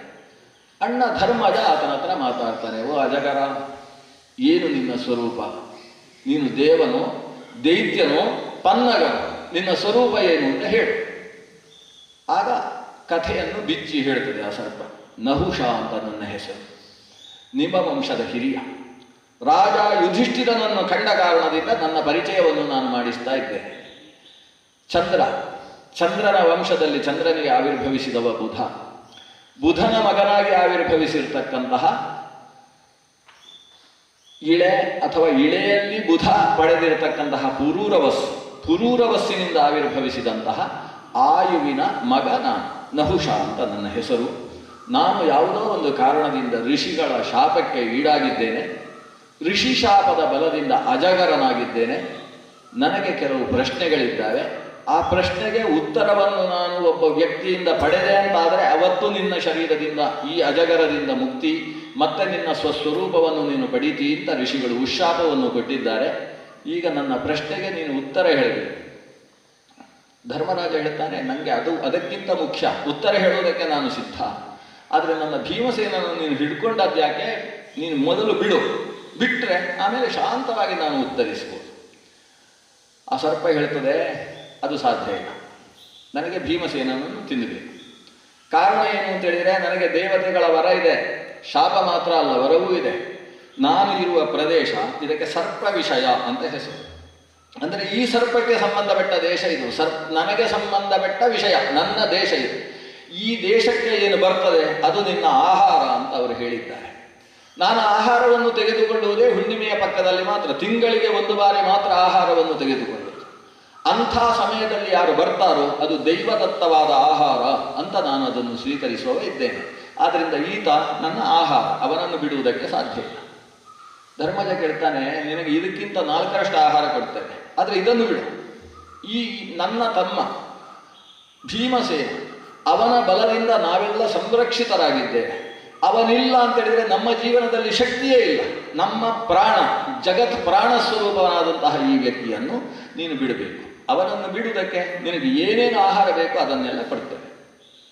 ಸಿಟ್ಟು ಮಾಡಿಕೊಳ್ತದೆ ಅಂತೆ ಸರ್ಪ. ನನಗೆ ನೀನು ಆಹಾರ ಕೊಡುವುದಿಲ್ಲ ಅಂತ ನಾನು ನಿನ್ನನ್ನು ಹಿಡ್ಕೊಂಡದ್ದಲ್ಲ, ನಾನು ಹಿಡಿದದ್ದು ನನ್ನ ಆಹಾರ, ನೀವು ಕೊಟ್ಟದ್ದು ನನ್ನ ಆಹಾರ ಅಲ್ಲ. ನೀನು ಇನ್ನು 15 ದಿವಸ ಇಲ್ಲಿ ಅಂದರೆ ಮುಂದಿನ ಸಲ ನೀನು ನನ್ನ ಆಹಾರ. ಅಂದರೆ ಈ ದೇಶಕ್ಕೆ ಯಾರು ಬರ್ತಾರೆ ಅವರು ನನ್ನ ಆಹಾರ. ನಿನಗೆ ಬದುಕಬೇಕು ಅಂತ ಭಾವ ಇದೆಯೋ ಬೇಗ ಇಲ್ಲಿಂದ ಈ ಜಾಗ ಬಿಟ್ಟು ಕದಲು ಅಂತ ಆದೇಶಿಸುತ್ತೆ ಸರ್ಪ. ಧರ್ಮಜ ಕೈ ಮುಗಿದು ಕೇಳ್ತಾನೆ, ನಿನಗೆ ಏನು ಬೇಕು ಹೇಳು, ನನ್ನ ತಮ್ಮನನ್ನು ಬಿಟ್ಟು ಕೊಡಬೇಕು. ನನ್ನ ಪ್ರಶ್ನೆಗೆ ಸರಿಯಾದ ಉತ್ತರ ಹೇಳಿದರೆ ಬಿಟ್ಟು ಹೋಗ್ಬಿಡ್ತೇನೆ ಅಂತ ಸರ್ಪ ಹೇಳಿತು. ಈಗ ಪ್ರಶ್ನೆಯ ಮಾತು ಶುರುವಾಗ್ತದೆ. ಆ ನಹುಷ ಸರ್ಪಮುಖದಿಂದ ಕೇಳಿದ ಮೊದಲ ಪ್ರಶ್ನೆ, ಪ್ರಪಂಚದಲ್ಲಿ ಬ್ರಾಹ್ಮಣ ಅಂದರೆ ಏನು, ಯಾರನ್ನು ಬ್ರಾಹ್ಮಣ ಅಂತ ಕರಿಬೇಕು? ಇದು ಮೊದಲನೇ ಪ್ರಶ್ನೆ. ಪ್ರಪಂಚದಲ್ಲಿ ತಿಳಿಯಲೇಬೇಕಾದ ವಸ್ತು ಯಾವುದು, ಪರಮವೇದ್ಯ ಅನ್ನುವುದು ಯಾವುದು? ಇದು ಎರಡನೇ ಪ್ರಶ್ನೆ. ಇದಕ್ಕೆ ಉತ್ತರ ಹೇಳು. ಧರ್ಮರಾಜ ಉತ್ತರ ಹೇಳುವುದಕ್ಕೆ ಶುರು ಮಾಡ್ತಾನೆ. ಸಾಮಾನ್ಯವಾಗಿ ಬ್ರಾಹ್ಮಣ ಯಾರು ಅಂತ ಕೇಳಿದರೆ ಏನು ಉತ್ತರ ಕೊಡ್ತೇವೆ? ಬ್ರಾಹ್ಮಣನಾದ ಅಪ್ಪನಿಗೆ ಬ್ರಾಹ್ಮಣಿಯಾದಂತಹ ಅಮ್ಮನಲ್ಲಿ ಹುಟ್ಟಿದ ಮಗ ಅಂತ ಸಾಮಾನ್ಯವಾಗಿ ಕೊಡುವ ಉತ್ತರ. ಆದರೆ ಇದು ನಹುಷ ಕೇಳುವ ಪ್ರಶ್ನೆ ಅಲ್ಲ. ನಹುಷ ಕೇಳಿದ ಪ್ರಶ್ನೆಗೆ ಈತ ಉತ್ತರ ಹೇಳ್ತಾನೆ, ಸತ್ಯಂ ದಾನಂ ಕ್ಷಮಾ ಶೀಲಂ ಆನೃಶಂಸ್ಯಂ ತಪೋ ಘೃಣ ದೃಶ್ಯಂತೆ ಯತ್ರ ನಾಗೇಂದ್ರ ಸಬ್ರಾಹ್ಮಣ ಇತಿ ಸ್ಮೃತ. ಇಂಥವನನ್ನು ಬ್ರಾಹ್ಮಣ ಅಂತ ಕರಿಬೇಕು. ಯಾರನ್ನು? ಯಾವ ವ್ಯಕ್ತಿಯಲ್ಲಿ ಈ ಗುಣಗಳು ಸತ್ಯಂ, ದಾನಂ, ಕ್ಷಮ, ಶೀಲಂ, ಆನೃಶಂಸ್ಯಂ, ತಪಃ, ಘೃಣ ಅಂತ 7 ಗುಣಗಳನ್ನು ಹೇಳ್ತಾನೆ. ಈ ಬ್ರಾಹ್ಮಣ್ಯದ ಬಗ್ಗೆ ಅನೇಕ ಸ್ಮೃತಿಗಳಲ್ಲಿ ಅನೇಕ ಸಂಖ್ಯೆಯ ಗುಣಗಳನ್ನು ಹೇಳ್ತಾರೆ. ಮಹಾವ್ರತ ದ್ವಾದಶ ಬ್ರಾಹ್ಮಣಸ್ಯ ಅಂತ ಇನ್ನೊಂದು ಸಂದರ್ಭದಲ್ಲಿ ವಿದುರ ನೀತಿಯಲ್ಲಿ 12 ಗುಣಗಳು ಬ್ರಾಹ್ಮಣ್ಯಕ್ಕೆ ಸಂಬಂಧಪಟ್ಟದ್ದು ಅಂತ ಹೇಳ್ತಿದೆ. ದಶಧರ್ಮಗಳನ್ನು ಬ್ರಾಹ್ಮಣ್ಯ ಅಂತ ಕರೆಯುವ ಮನುವಿನ ಸ್ಮೃತಿ ಇದೆ. ಆದರೆ ಇಲ್ಲಿ ನಹುಷನಿಗೆ ಧರ್ಮಜ ಕೊಡುವಂತಹ ಉತ್ತರದಲ್ಲಿ ಪ್ರಧಾನವಾಗಿ 7 ಗುಣಗಳನ್ನು ಉಲ್ಲೇಖ ಮಾಡ್ತಾನೆ. ಇದು ಇದ್ದರೆ ಅವನು ಬ್ರಾಹ್ಮಣ. ಸತ್ಯಂ, ಪ್ರಾಮಾಣಿಕವಾದ ಮಾತು. ಸತ್ಯ ಅಂದರೆ ಇದ್ದದ್ದನ್ನು ಇದ್ದ ಹಾಗೆ ಹೇಳುವುದು, ಅದೆಲ್ಲ ನಾವು ಹೇಳುವ ಸತ್ಯ ಅಲ್ಲ. ಪ್ರಾಮಾಣಿಕತೆ, ಅದರಲ್ಲಿ ಒಳಗೊಂದು ಹೊರಗೊಂದು ಇಲ್ಲ, ನೇರಕ್ಕೆ ನೇರ ಮಾತನಾಡ್ತಕ್ಕಂತಹ ವ್ಯಕ್ತಿತ್ವ. ಜೊತೆಗೆ ದಾನ, ತನಗೆ ಬೇಕಾದಷ್ಟಿದೆ ಅಂತ ಆದಾಗ, ಇನ್ನೊಬ್ಬರಿಗೆ ಅದಕ್ಕಿಂತ ಕಷ್ಟ ಇದೆ ಅಂತ ಆದಾಗ ತನಗೆ ಕಡಿಮೆ ಆದರೂ ತೊಂದರೆ ಇಲ್ಲ ಅಂತ ಕೊಡುವಂತಹ ಮನಸ್ಥಿತಿ ಯಾರಲ್ಲಿದೆ ಅಂಥವನು. ಜೊತೆಗೆ ಕ್ಷಮ, ಇನ್ನೊಬ್ಬರಿಂದ ತನಗೆ ತೊಂದರೆಯಾದಾಗ ಅದನ್ನು ಸಹಿಸಿಕೊಳ್ಳುವ. ನಮ್ಮ ಕರ್ಮ ಜನ್ಮಾಂತರದಲ್ಲಿ ನಾವು ಅವರಿಗೇನೋ ಮಾಡಿದ್ದೇವೆ, ಅದಕ್ಕೆ ಸರಿಯಾಗಿ ಇವತ್ತು ಅವರು ಮಾಡ್ತಾ ಇದ್ದಾರೆ, ಇದೆಲ್ಲ ಕರ್ಮ ಸಿದ್ಧಾಂತದಲ್ಲಿ ನಡೆಯುವಂಥದ್ದು ಅನ್ನುವ ಮನಸ್ಥಿತಿ ಯಾರಲ್ಲಿದೆ, ಕ್ಷಮಾಗುಣ ಯಾರಲ್ಲಿದೆ. ಶೀಲಂ, ಸರಿಯಾದ ಸನ್ನಡತೆ, ಸರಿಯಾದ ನಡೆ. ಇನ್ನೊಬ್ಬರು ಆತನನ್ನು ನೋಡಿ ಹೀಗೆ ಬದುಕಬೇಕಪ್ಪ, ಬೆಳಗ್ಗೆ ಇಷ್ಟು ಹೊತ್ತಿಗೆ ಏಳಬೇಕು, ಮಧ್ಯಾಹ್ನ ಇಷ್ಟು ಹೊತ್ತಿಗೆ ಊಟ ಮಾಡಬೇಕು, ಮಧ್ಯದಲ್ಲಿ ಏನೋ ಫಾಸ್ಟ್ ಫುಡ್ಗಳನ್ನೆಲ್ಲ ಮಾಡಬಾರ್ದು, ಅದು ವ್ಯವಸ್ಥೆ ಹೀಗೆ, ಬದುಕುವುದು ಹೀಗೆ ಅಂತ ಯಾರನ್ನು ನೋಡಿ ಮತ್ತೊಬ್ಬರು ಕಲಿಬೇಕು. ಅಂತಹ ಶೀಲ, ಸನ್ನಡತೆ ಎಲ್ಲಿದೆ ಅದಕ್ಕೆ ಬ್ರಾಹ್ಮಣ್ಯ ಅಂತ ಕರೀತಾರೆ. ಇದನ್ನು ಮನುವು ಕೂಡ ಹೇಳ್ತಾನೆ. ಏತದ್ದೇಶ ಪ್ರಸೂತಸ್ಯ ಸಕಾಶಾತ್ ಅಗ್ರಜನ್ಮನಃ ಸ್ವಂ ಸ್ವಂ ಚರಿತ್ರಂ ಶಿಕ್ಷೇರನ್ನು ಜಗತ್ಯಾಂ ಸರ್ವಮಾನವಾ. ಭಾರತ ಅಂದರೆ ಏನು ಅಂತ ಮನು ಹೇಳ್ತಾನೆ. ಭಾರತ ಅಂದರೆ ಉತ್ತರಂ ಯತ್ ಸಮುದ್ರಸ್ಯ ಹಿಮಾದ್ರೇಶ್ಚೈವ ದಕ್ಷಿಣಂ. ಈ ಸಮುದ್ರದಿಂದ ಉತ್ತರ ದೇಶದಲ್ಲಿ, ಹಿಮಾದ್ರಿಗಿಂತ ದಕ್ಷಿಣದಲ್ಲಿ ಯಾವ ಭೂಭಾಗ ಅನ್ನೋದು ವಿಶಾಲವಾಗಿ ವ್ಯಾಪೃತವಾಗಿದೆಯೋ ಅದು ವರ್ಷಂ ತದ್ ಭಾರತಂ ಪ್ರೋಕ್ತಂ ಭಾರತಿ ಯತ್ರ ಸಂತತಿ. ಆ ವರ್ಷಕ್ಕೆ ಭಾರತ ವರ್ಷ ಅಂತ ಹೆಸರು. ಅಲ್ಲಿರುವವರು ಭಾರತೀಯ ಅಥವಾ ಭಾರತೀ ಅಂತ ಕರೆಸಿಕೊಳ್ಳುವ ವ್ಯಕ್ತಿತ್ವದವರು. ಇಲ್ಲಿರತಕ್ಕಂತಹ ವ್ಯಕ್ತಿತ್ವ ಏನಿದೆ ಅದರಲ್ಲಿ ಸಕಾಶಾದ ಅಗ್ರಜನ್ಮನ, ಇಲ್ಲಿರುವ ಬ್ರಾಹ್ಮಣ್ಯದ ಮುಖದಿಂದ ಸ್ವಂ ಸ್ವಂ ಚರಿತ್ರಂ ಶಿಕ್ಷೆಯರನ್ನು ಜಗತ್ಯಾಂ ಸರ್ವಮಾನಃ. ಈ ದೊಡ್ಡದಾದ ಜಗತಿಯಲ್ಲಿ ಈ ಭಾರತವನ್ನು ಬಿಟ್ಟು ಉಳಿದ ಎಲ್ಲ ದೇಶಗಳ ವ್ಯಕ್ತಿತ್ವಗಳು ಕೂಡ ಹೇಗೆ ಬದುಕಬೇಕು ಅಂತ ಈ ದೇಶದಲ್ಲಿ ಬೆಳೆದಂತಹ ಅಗ್ರಜನ್ಮನ ಮೂಲಕವಾಗಿ ಕಲಿಬೇಕು ಅಂತ ಮನು ಹೇಳ್ತಾನೆ. ಅದಕ್ಕೆ ಶೀಲ ಅಂತ ಹೆಸರು. ಜೊತೆಗೆ ಆನೃಶಂಸ್ಯ, ಮತ್ತೊಬ್ಬರಿಗೆ ಹರ್ಟ್ ಆಗದೇ ಇರುವ ಹಾಗೆ ಮಾತಾಡೋದು. ಸತ್ಯ ಬೇರೆ, ಆನೃಶಂಸ್ಯ ಬೇರೆ. ಸತ್ಯ ಅಂದರೆ ಪ್ರಾಮಾಣಿಕವಾದ ಮಾತು, ನೇರಕ್ಕೆ ನೇರವಾದ ಮಾತು, ನೇರವಾದ ವ್ಯವಹಾರ. ಆದರೆ ಆನೃಶಂಸ್ಯ ಅಂತ ಹೇಳಿದರೆ ನೃಶಂಸನಾಗದೇ ಇರುವುದು, ಮಾತಿನಿಂದ ಮತ್ತೊಬ್ಬರಿಗೆ ಕಿರಿಕಿರಿ ಮಾಡದೇ ಇರುವುದು, ಹೇಳುವ ವಿಷಯವನ್ನು ಇನ್ನೊಬ್ಬರಿಗೆ ಬೇಸರವಾಗದೇ ಇರುವ ಹಾಗೆ ಹೇಳುವುದು. ಇದು ನಡೆಯಲ್ಲಿರತಕ್ಕಂತಹ ಒಂದು ಸಂಸ್ಕೃತಿ. ಆ ಮಾತು ಅವರಿಗೆ ಒಂದು ಸಾಮಾನ್ಯವಾಗಿ ಹೇಳುವ ಕ್ರಮ ಇದೆ. ಒಬ್ಬ ರಾಜನಿಗೆ ಬೆಳಗ್ಗೆ 4 ಗಂಟೆ ಹೊತ್ತಿಗೆ ಒಂದು ಸ್ವಪ್ನ ಬಿತ್ತಂತೆ. ಆ ಸ್ವಪ್ನದಲ್ಲಿ ಅವನು ತಲೆ ಬೋಳಿಸಿಕೊಂಡು ಮೇಗೆ ಎಣ್ಣೆ ಹಚ್ಚಿಕೊಂಡು ದಕ್ಷಿಣದ ಕಡೆಗೆ ಕತ್ತೆಯ ಮೇಲೆ ಕೂತು ಹೋಗುವ ಹಾಗೆ ಏನೋ ಒಂದು ಸ್ವಪ್ನ ಬಿತ್ತು. ಅಂದರೆ ಇವತ್ತು ಸಾಯ್ತೇನೆ ಅಂತ ಅವನಿಗೆ ಅನಿಸಿತು. ಆ ಸ್ವಪ್ನದ ಫಲದ ಪ್ರಕಾರ ಮರಣ ಸೂಚಕವಾದ ಸ್ವಪ್ನ. ತನ್ನ ಆಸ್ಥಾನ ವಿದ್ವಾಂಸನಾದಂತಹ ಜ್ಯೋತಿಷ್ಕನನ್ನು ಕರೆಸಿದ. ಏನು ನನ್ನ ಜಾತಕದ ಪ್ರಕಾರ ಹೇಗಿದೆ? ಅವನು ಜಾತಕವನ್ನು ನೋಡಿ ಹೇಳ್ತಾನೆ, ಇವತ್ತು ಮಧ್ಯಾಹ್ನದ ಕರ್ಕಟಕ ಲಗ್ನದ ಒಳಗೆ ನೀವು ಸಾಯಲಿಲ್ಲ ಅಂತ ಹೇಳಿದರೆ ನಾನು ಈ ಗಡ್ಡ ಎಲ್ಲ ಬೋಳಿಸ್ತೇನೆ ಅಂತ ಹೇಳಿದ. ಅಂದರೆ 100ಕ್ಕೆ 100 ನಮ್ಮ ಜ್ಯೋತಿಷ್ಯ ಅಂದರೆ ಹಾಗೆ, ನಾವು ಹೇಳಿದ ಮೇಲೆ ಹಾಗಾಗಲೇಬೇಕು, ನಿಮ್ಮ ಮರಣ ಅಲ್ಲಿ ಸೂಚನೆಯಾಗಿದೆ. ರಾಜನಿಗೆ ಸಿಟ್ಟು ಬರ್ತದೆ, ಅವನನ್ನು ಕಾರಾಗಾರದಲ್ಲಿ ಕಳಿಸಿಬಿಡ್ತಾನೆ, ಜೈಲಿಗೆ ಹಾಕಿಸ್ತಾನೆ. ಏನು ಹೀಗೆ ಹೇಳು, ನೀವು ಸಾಯದೆ ಹೋದರೆ ನಾನು ಹೀಗೆ ಮಾಡ್ತೇನೆ, ಇದೆಂಥ ಕಥೆ. ಆದರೆ ಭಯ ದೂರ ಆಗಲಿಲ್ಲ. ಸ್ವಲ್ಪ ದೂರದಲ್ಲಿರುವ ಇನ್ನೊಬ್ಬ ಶ್ರೇಷ್ಠ ವಿದ್ವಾಂಸನನ್ನು ಕರೆಸ್ತಾನೆ. ಅವನ ಹತ್ರ ಕೇಳ್ತಾನೆ, ಹೇಗೆ ನನ್ನ ಜಾತಕದ ಸ್ಥಿತಿಗತಿ? ಅವನು ನೋಡಿ ಹೇಳ್ತಾನೆ, ರಾಜನ್, ಒಂದು ಅತ್ಯಂತ ಪ್ರೀತಿಯ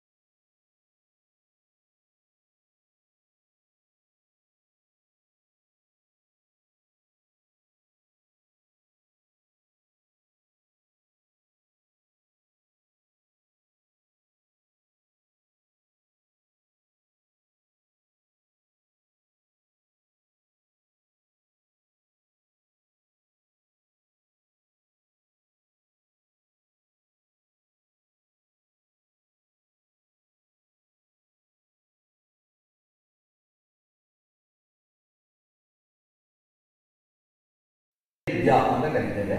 ಮನುಷ್ಯ ಪರಮಮುಖ್ಯವಾಗಿ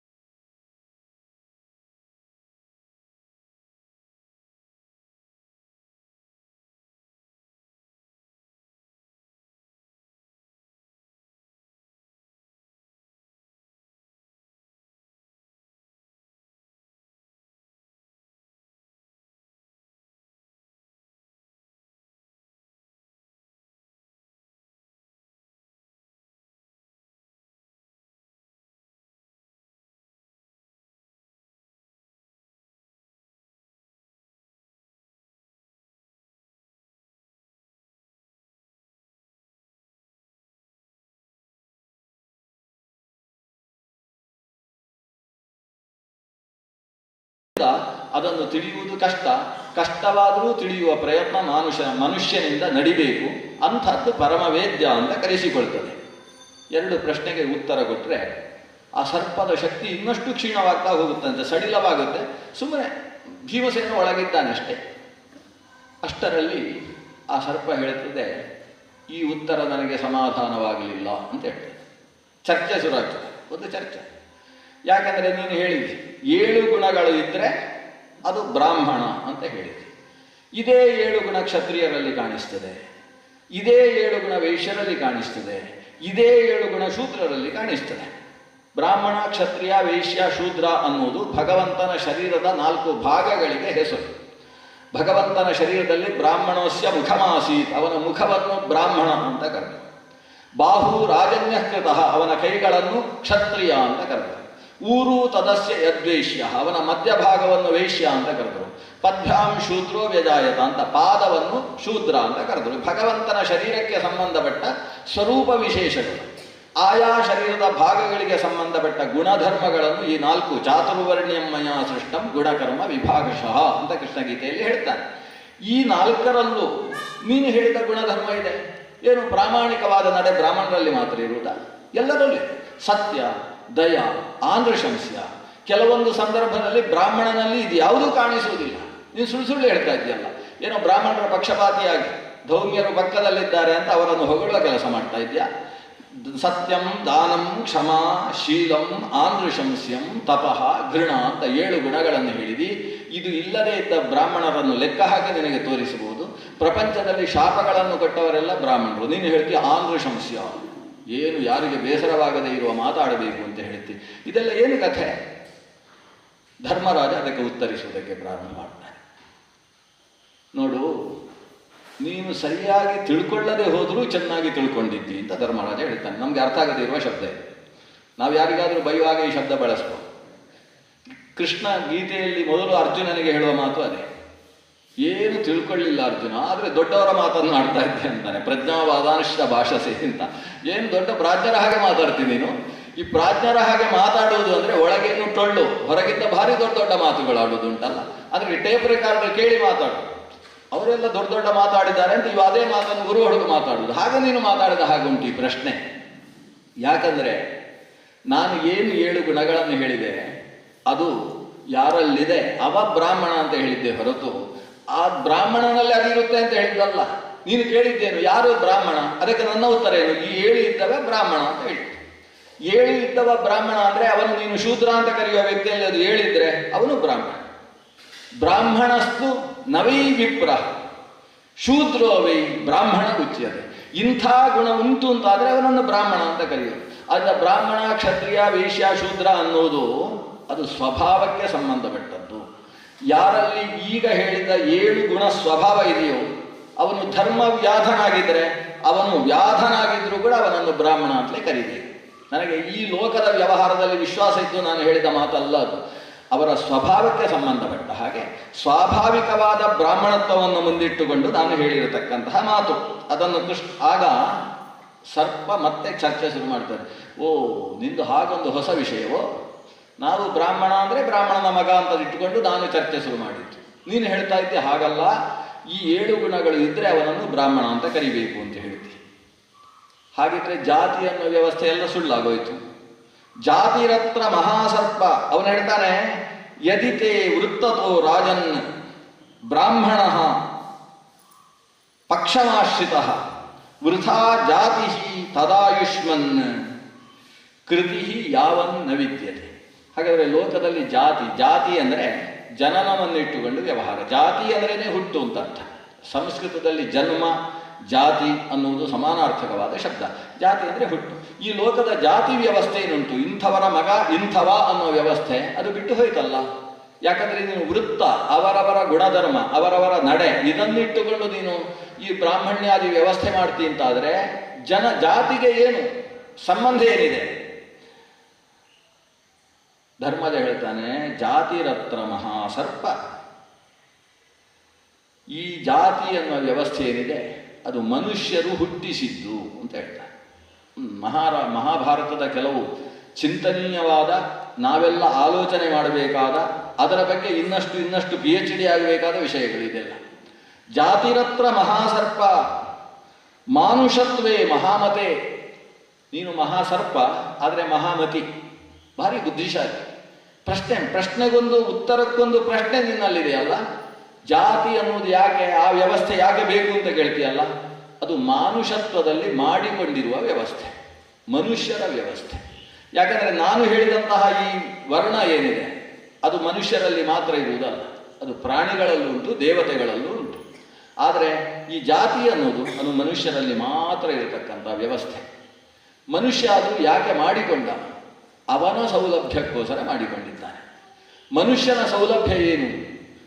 ಈ 4 ಅಥವಾ 7 ಗುಣಗಳನ್ನು ಹುಡುಕಿಕೊಂಡು ಇಂಥವನು ಇಂಥವ ಅಂತ ತೀರ್ಮಾನಿಸುವುದಕ್ಕೆ ಮನುಷ್ಯ ಶಕ್ತಿಯಲ್ಲಿ ಸಾಮರ್ಥ್ಯ ಇಲ್ಲ. ಕಾರಣ ಏನು ಅಂದರೆ, ಮನುಷ್ಯನಲ್ಲಿ ಒಳಗೊಂದು ಹೊರಗೊಂದು ಅನ್ನುವುದು ಇದೆ. ಇದು ಸಮಸ್ಯೆ. ಒಳಗೊಂದಿದೆ, ಅವನಲ್ಲಿ ನಿಜವಾಗಿ ದಯೆ ಎನ್ನುವ ಗುಣ ಇಲ್ಲ, ಆದರೆ ಹೊರಗಿನಿಂದ ಮಹಾ ದಯಾಶಾಲಿಯ ಹಾಗೆ ಅವನ ನಟನೆ ಮಾಡುವುದಕ್ಕೆ ಸಾಧ್ಯ ಇದೆ.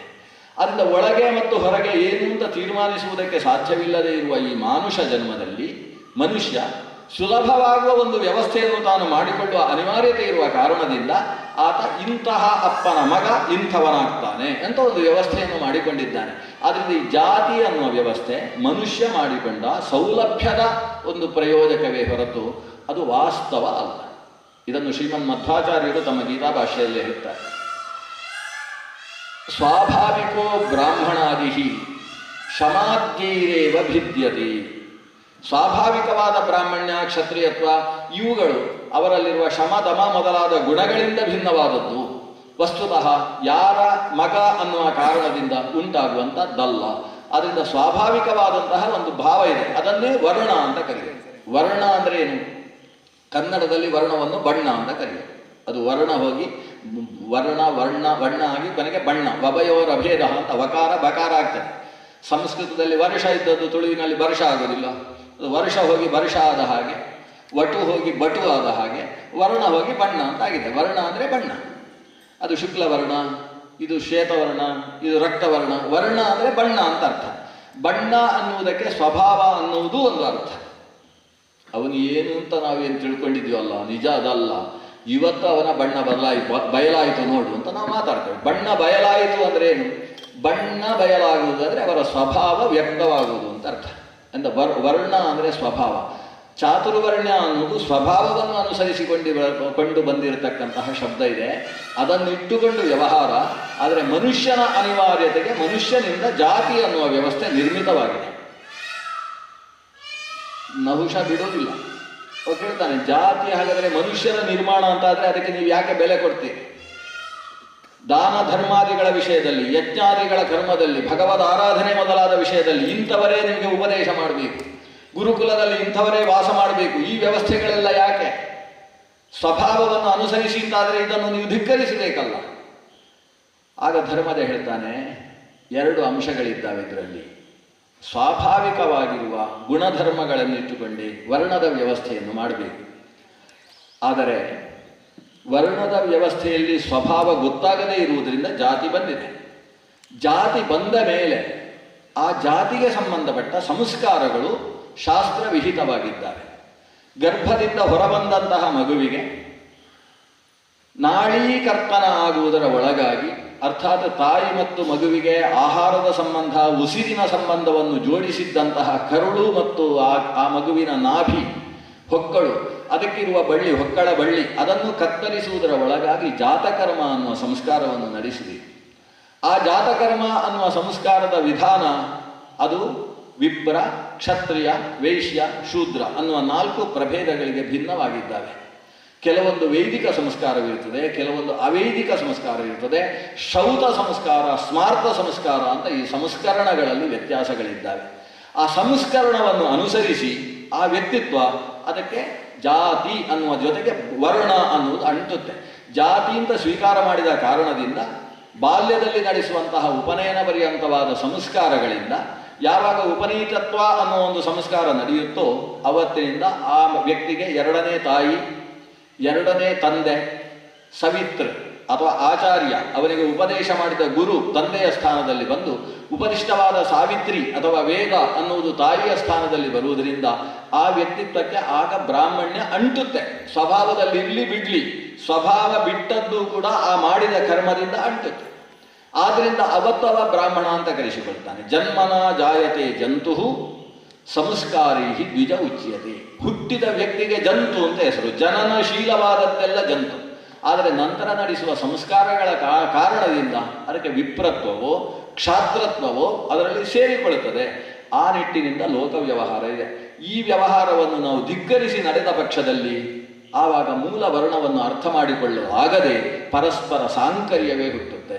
ಈ ಪರಸ್ಪರ ಸಾಂಕರ್ಯವನ್ನು ಪರಿಹರಿಸಿ ಉಳಿದದ್ದರಲ್ಲಿ ಎಷ್ಟಾದರೂ ಒಂದು ಶುದ್ಧಿಯನ್ನು ಬೆಳೆಸಿಕೊಂಡು ಹೋಗುವ ಅನ್ನೋ ಉದ್ದೇಶದಿಂದ ಶಾಸ್ತ್ರವಿಹಿತವಾದ ಜಾತಿ ಅನ್ನುವ ವ್ಯವಸ್ಥೆಯನ್ನು ನಾವು ಅಂಗೀಕರಿಸಿದ್ದೇವೆ. ಇದನ್ನು ಇನ್ನಷ್ಟು ಇದೇನು ಬೇಗ ಮುಗಿಸುವಂಥದ್ದಲ್ಲ, ಇಷ್ಟು ದೊಡ್ಡದು. ಅಂತೂ ಇಂಥದ್ದೆಲ್ಲ ಭಾರತದಲ್ಲಿದೆ ಅಂತ ಈ ಶ್ರೋತೃಗಳಿಗೆ ಮತ್ತು ಇಲ್ಲೆಲ್ಲೋ ದೂರದಲ್ಲಿ ಕೇಳ್ತಾರಲ್ಲ ಅವರಿಗೆ ಗೊತ್ತಾಗಲಿ ಅಂತ ನಾನು ಮಾತಾಡಿದ್ದು. ಮಹಾಭಾರತ ನಹುಷ ಮತ್ತು ಧರ್ಮಜ ಇವರಿಬ್ಬರಲ್ಲಿ ಜಾತಿಯ ಬಗ್ಗೆ ಮತ್ತು ವರ್ಣದ ಬಗ್ಗೆ ಒಂದು ಚರ್ಚೆ ನಡೆಯಿತು. ಚರ್ಚೆಯ ಒಟ್ಟು ಸಾರ ನಮ್ಮ ತಲೆಗೆ ಬರುವುದೇನು ಅಂದರೆ, ವರ್ಣ ಅನ್ನುವ ವ್ಯವಸ್ಥೆ ಅದು ಆ ವ್ಯಕ್ತಿಯ ಸ್ವಭಾವಕ್ಕೆ ಸಂಬಂಧಪಟ್ಟದ್ದು. ಜಾತಿ ಅನ್ನುವ ವ್ಯವಸ್ಥೆ ಅದು ಲೋಕದ ವ್ಯವಹಾರಗಳಿಗೆ. ಇಂಥವನನ್ನು ಗುರುಕುಲಕ್ಕೆ ಸೇರಿಸಿ ವೇದಾಧ್ಯಯನವನ್ನು ನಡೆಸಬೇಕು, ಇಂಥವರು ಎಕನಾಮಿಕ್ಸು ಇತ್ಯಾದಿಗಳನ್ನು ಓದಿ ವ್ಯವಹಾರ ಇತ್ಯಾದಿಗಳಲ್ಲಿ ಕೃಷಿ, ಗೋರಕ್ಷಾ, ವಾಣಿಜ್ಯ ಇವುಗಳಲ್ಲಿ ತಮ್ಮನ್ನು ತಾವು ಬೆಳೆಸಿಕೊಂಡು ಹೋಗಬೇಕು. ಇಂತಹ ವ್ಯಕ್ತಿಗಳು ಪೊಲೀಸುಗಳಾಗಿ, ರಕ್ಷಕರಾಗಿ, ಭಟರಾಗಿ, ರಾಜಕಾರಣಿಗಳಾಗಿ ದೊಡ್ಡ ದೊಡ್ಡ ಸ್ಥಾನವನ್ನು ಅಲಂಕರಿಸಿ ಲೋಕದ ಒಂದು ಆಳ್ವಿಕೆ ಕಾರ್ಯಾಂಗ, ಶಾಸಕಾಂಗಗಳನ್ನು ಅವರು ನಿರ್ವಾಹ ಮಾಡಬೇಕು. ಇಂಥವರು ಪರಿಚರ್ಯಾತ್ಮಕವಾದ ಕರ್ಮವನ್ನು ನಡೆಸಿಕೊಂಡು ಕೃಷಿಯಾದಿಗಳಲ್ಲಿ ಸಹಕರಿಸಬೇಕು. ಹೀಗಿದ್ದರೆ ಮಾತ್ರ ಸಮಾಜದಲ್ಲಿ ಶ್ರಮ ವಿಭಜನೆ ಅನ್ನುವ ಏನು ಎಕನಾಮಿಕ್ಸ್ ಇದೆ, ಅರ್ಥಶಾಸ್ತ್ರ ನಿರೂಪಿಸುವ ಬೇಡಿಕೆಗೆ ಸರಿಯಾಗಿ ಪೂರೈಕೆ ಮಾಡುವುದಕ್ಕೆ ಬೇಕಾದ ಹಿನ್ನೆಲೆಯಲ್ಲಿ ಶ್ರಮ ವಿಭಜನೆ ಬೇಕು. ಎಲ್ಲರೂ ಎಲ್ಲವನ್ನೂ ಮಾಡ್ತಾರೆ ಅಂತ ಹೇಳಿದರೆ ಪ್ರಪಂಚ ನಡೆಯುವುದಿಲ್ಲ. ಒಂದೊಂದು ಕರ್ಮದಲ್ಲಿ ನಿಷ್ಣಾತನಾದ ವ್ಯಕ್ತಿಯ ಮಗ ಅದೇ ಕೆಲಸದಲ್ಲಿ ನಿಷ್ಣಾತನಾಗಿ ಮುಂದುವರೆದರೆ ಎಷ್ಟು ಚೆನ್ನಾಗಿ ಆ ಕೆಲಸ ನಡೆಯುತ್ತೋ, ಇನ್ನೊಬ್ಬ ಅದನ್ನು ತಾನು ರೂಢಿಸಿಕೊಂಡು ರಕ್ತದಲ್ಲಿಲ್ಲದೇ ಇದ್ದ ವಿಷಯಗಳನ್ನು ಅಭ್ಯಸಿಸುವುದಕ್ಕೆ ಕ್ಲಿಷ್ಟ. ಅದು ಸರಿಯಾಗಿ ನಡೆದು ಹೋಗುವುದಕ್ಕೆ ಹೀಗೊಂದು ವ್ಯವಸ್ಥೆ ಬೇಕು ಅಂತ ನಂತರದಲ್ಲಿ ಸಮಾಜ ಅಂದರೆ ಋಷಿಗಳು ಎತ್ತರದಲ್ಲಿ ನಿಂತು ಆಲೋಚನೆ ಮಾಡಿರುವ ವ್ಯವಸ್ಥೆ ಜಾತಿ ಅನ್ನುವುದಿದೆ. ಅದನ್ನು ಜಾತಿ ಅನ್ನುವುದು ಅಪೌರುಷೇಯವಾದ ವ್ಯವಸ್ಥೆ ಅಲ್ಲ, ಅದು ಪೌರುಷೇಯವಾದ ವ್ಯವಸ್ಥೆ.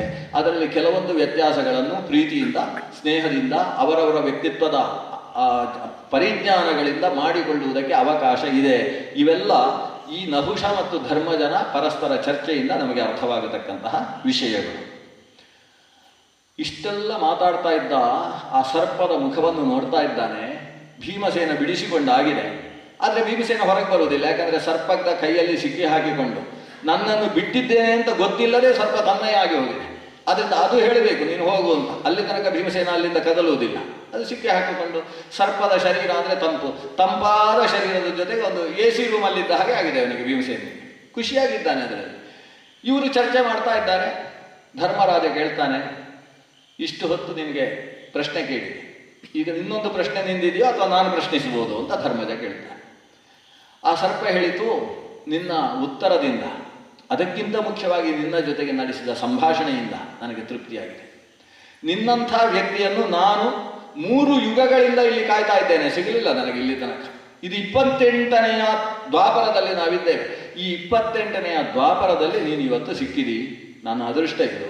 ಅವತ್ತು ಆ ಅಗಸ್ತ್ಯ ಮಹರ್ಷಿಗಳು ಕೊಟ್ಟಂತಹ ಉಶಾಪಕ್ಕೆ ಇವತ್ತು ಬಲ ಸಿಕ್ಕಿತು. ಅಗಸ್ತ್ಯ ಅಂತ ಹೆಸರು ಕೇಳಿದ ಕೂಡಲೇ ಧರ್ಮಜ ಕೇಳ್ತಾನೆ, ಇಂತಹ ಮಹಾ ಜ್ಞಾನಿ ನೀನಿದ್ದಿ, ಆದರೆ ಸರ್ಪ ಯೋನಿಯಲ್ಲಿ ಹುಟ್ಟುವಂತಹ ಅವಿವೇಕದ ಕೆಲಸ ನಿನ್ನಿಂದ ಘಟಿಸಿತೋ ಅಥವಾ ಅವಿವೇಕಿಗಳಾಗಿ ಯಾರಾದರೂ ನಿನಗೆ ಶಾಪ ಕೊಟ್ಟರು? ಇದರಲ್ಲಿ ನಿನ್ನ ಅವಿವೇಕದಿಂದ ಇಂತಹ ಸ್ಥಿತಿ ಬಂದದ್ದು ಅಥವಾ ಅವಿವೇಕಿ ಏನಾದರೂ ಮಾಡಿ ಇಂತಹ ಸ್ಥಿತಿಯನ್ನು ತರಿಸಿದ್ದು? ನಿನ್ನ ಕಥೆ ಹೇಳು. ಇವು ಹೇಳ್ತಾನೆ, ಕಥೆಯನ್ನು ಹೇಳಲಿಕ್ಕಾಗುವುದಿಲ್ಲ. ನಾವು ಕಥೆ ಹೇಳಲಿಕ್ಕೆ ಸರ್ಪಗಳಾಗಿ ಬಂದದ್ದ? ನಾವು ಧರ್ಮ ಜಿಜ್ಞಾಸೆ ನಡೆಸಬೇಕು. ನಿನಗೇನಾದರೂ ಧರ್ಮದ ಬಗ್ಗೆ ಪ್ರಶ್ನೆ ಇದ್ದರೆ ಕೇಳು, ನಾನು ಉತ್ತರ ಹೇಳ್ತೇನೆ. ಈ ಇಷ್ಟು ಹೊತ್ತು ನನ್ನ ಪ್ರಶ್ನೆಗೆ ಉತ್ತರ ಹೇಳಿದೆಯಲ್ಲ, ನಿನಗೆ ಪ್ರಶ್ನೆ ಇದ್ದರೆ ಕೇಳು. ಧರ್ಮರಾಜ ಹೇಳ್ತಾನೆ, ನೀನು ನೋಡಿದರೆ ಸ್ವರ್ಗದಿಂದ ಬಿದ್ದವನಾಗೆ ಕಾಣಿಸ್ತಿ. ನಿನಗೆ ಅಷ್ಟು ಸ್ವರ್ಗಕ್ಕೆ ಹೋಗುವುದರ ಬಗ್ಗೆ, ಮೋಕ್ಷವನ್ನು ಸಾಧಿಸುವುದರ ಬಗ್ಗೆ ಜ್ಞಾನ ಇದ್ದರೆ ಅದನ್ನು ಹೇಳು. ಯಾವುದರಿಂದ ಮನುಷ್ಯನಿಗೆ ಉತ್ತಮ ಗತಿ ಲಭಿಸ್ತದೆ, ಅದಕ್ಕೆ ಉತ್ತರ ಕೊಡು. ಬ್ರೂಹಿ ಕಿಂಕುರುವತಃ ಕರ್ಮ ಭವೇತ್ ಗತಿ ಅನುತ್ತಮ. ಉತ್ತಮವಾದ ಗತಿ ಯಾವ ಕರ್ಮವನ್ನು ಮಾಡೋದ್ರಿಂದ ಉಂಟಾಗ್ತದೆ? ಇದಕ್ಕೆ ಈ ನಹುಷ ಉತ್ತರ ಶುರು ಮಾಡಿದ. 4 ಹೇಳ್ತಾನೆ. ಪಾತ್ರೆ ದತ್ವ ಪ್ರಿಯಾಣ್ಯುಕ್ತ್ವ ಸತ್ಯ ಮುಕ್ತ್ವಾ ಚ ಭಾರತ ಅಹಿಂಸಾ ನಿರತ ಸ್ವರ್ಗಂ ಗಚ್ಚೇದಿತಿ ಮತಿರ್ಮಮ. ನನಗೆ ಪೂರ್ಣ ನಿಶ್ಚಯ ಇದೆ. ಏನು ಗೊತ್ತು? ದಾನ ಕೊಡುವಾಗ ಸತ್ಪಾತ್ರನಲ್ಲಿ ಕೊಡಬೇಕು, ಮಾತಾಡುವಾಗ ಪ್ರಿಯವಾದ ಮಾತನ್ನು ಆಡಬೇಕು, ಮಾತು ಪ್ರಾಮಾಣಿಕವಾಗಿರಬೇಕು, ಜೊತೆಗೆ ಹಿಂಸೆ ಮಾಡಬಾರ್ದು. ಇಷ್ಟು ಇದ್ದರೆ ಆತ ಉತ್ಕರ್ಷವನ್ನು ಹೊಂದ್ತಾನೆ ಅಂತ ನನಗೆ ಸ್ಪಷ್ಟ. ಇವನು ಮತ್ತೆ ಪ್ರಶ್ನಿಸ್ತಾನೆ, ಅದೇನು ಅದು 4? ಆ 4ಕ್ಕೆ ಯಾಕೆ ಮಹತ್ವ ಕೊಡಬೇಕು? ಆ 4ರಲ್ಲಿ ಯಾವುದು ಶ್ರೇಷ್ಠ, ಯಾವುದು ಕನಿಷ್ಠ, ಉತ್ತಮ ಯಾವುದು, ಅತ್ಯುತ್ತಮ ಯಾವುದು, ಮಧ್ಯಮ ಯಾವುದು, ಕನಿಷ್ಠ ಯಾವುದು? ಈ 4ಕ್ಕೆ ವಿವರಣೆ ಕೊಡು.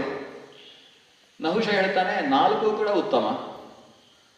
ಯಾಕಂದರೆ ಯಾವಾಗ ಯಾವುದು ಉತ್ತಮ ಅಂತ ಹೇಳಲಿಕ್ಕೆ ಬರುವುದಿಲ್ಲ. ನಾವು ವಿವೇಕ ನೋಡಬೇಕು. ಈಗ ಸತ್ಯ ಒಳ್ಳೆಯದೋ, ದಯೆ ಒಳ್ಳೆಯದೋ, ಈ ಹೊತ್ತಿಗೆ ದಾನ ಒಳ್ಳೆಯದೋ ಅಂತ ನೋಡಬೇಕು. ಆ ಪ್ರಸಂಗಕ್ಕೆ ಅನುಗುಣವಾಗಿ ಎಲ್ಲವೂ ಸಂದರ್ಭೋಚಿತವಾಗಿ ಉತ್ತಮತ್ವವನ್ನು ಪಡೆಯುತ್ತೆ.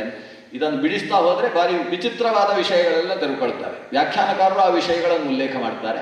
ಆದರೆ ಸಂಕ್ಷೇಪವಾಗಿ ಇವರಿಬ್ಬರು ಇಷ್ಟು ಚರ್ಚೆ ಮಾಡಿದ ಕೂಡಲೇ ನಹುಷ ಹೇಳ್ತಾನೆ, ನಿನಗೆ ಸಮಾಧಾನ ಆಯ್ತಲ್ಲ? ನಾನು ಸಂಕ್ಷೇಪವಾಗಿ ಹೇಳಿದ ಕೂಡಲೇ ಅದರಲ್ಲಿರುವ ಆಳಗಳನ್ನೆಲ್ಲ ಅರ್ಥ ಮಾಡಿಕೊಂಡು ಮುಖದಲ್ಲಿ ಆ ಪ್ರಸನ್ನತೆಯನ್ನು ತೋರಿಸಿದೆಯಲ್ವಾ?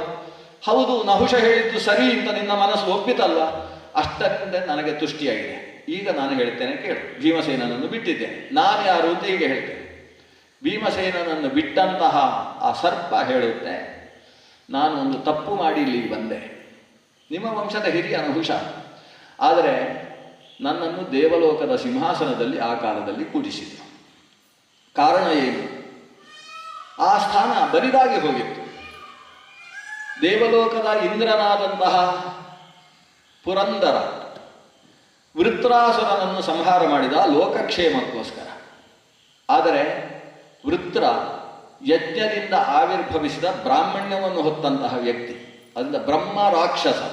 ಇದು ಬ್ರಾಹ್ಮಣರಾದ ಕೂಡಲೇ ರಾಕ್ಷಸರಾಗಬಾರ್ದು ಅಂತಿಲ್ಲ ಅಲ್ವಾ? ಇದು ಬ್ರಹ್ಮ ರಾಕ್ಷಸ, ಬ್ರಾಹ್ಮಣ್ಯವನ್ನು ಹೊತ್ತಂತಹ ರಾಕ್ಷಸ ವೃತ್ರಾಸುರ. ಅವನನ್ನು ಅಸುರ ಅಂತ ಯಾಕೆ ಕರೆಯುವುದು? ಸುರ ವಿರೋಧಿ ಆದ್ದರಿಂದ ಅಸುರ. ಸುರರನ್ನು ಸಂಹಾರ ಮಾಡುವುದಕ್ಕೋಸ್ಕರವೇ ತ್ವಷ್ಟೃ ಪ್ರಜಾಪತಿಯಿಂದ ಅಗ್ನಿಯಲ್ಲಿ ಆವಿರ್ಭವಿಸಿದಂತಹ ವ್ಯಕ್ತಿತ್ವ. ದೇವತೆಗಳ ಪುರೋಹಿತರಾದಂತಹ ವಿಶ್ವರೂಪಾಚಾರ್ಯರ ತಮ್ಮ, ಪುರೋಹಿತರ ತಮ್ಮನಾಗಿ ಹುಟ್ಟಿರ್ತಕ್ಕಂಥವ ವೃತ್ರ.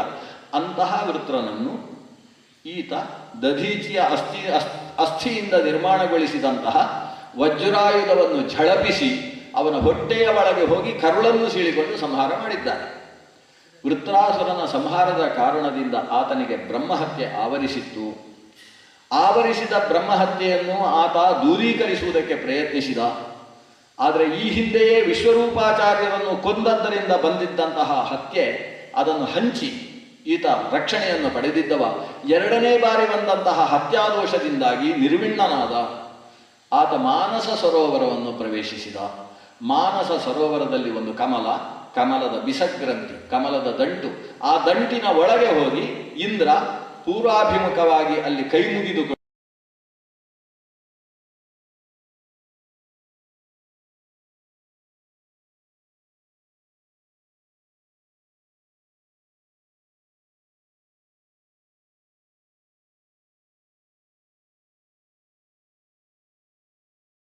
ಸರಿಸಿದಾಗ ದೇವತೆಗಳು ಬ್ರಹ್ಮನ ನಿರ್ದೇಶನವನ್ನು ಅನುಸರಿಸಿ ಆ ಕಾಲದ ಶ್ರೇಷ್ಠ ರಾಜ ಅಂತ ಅನಿಸಿಕೊಂಡಿದ್ದ ಆಯುವಿನ ಮಗನಾದ ಈ ನಹುಷನನ್ನು ಆರಿಸಿದರು.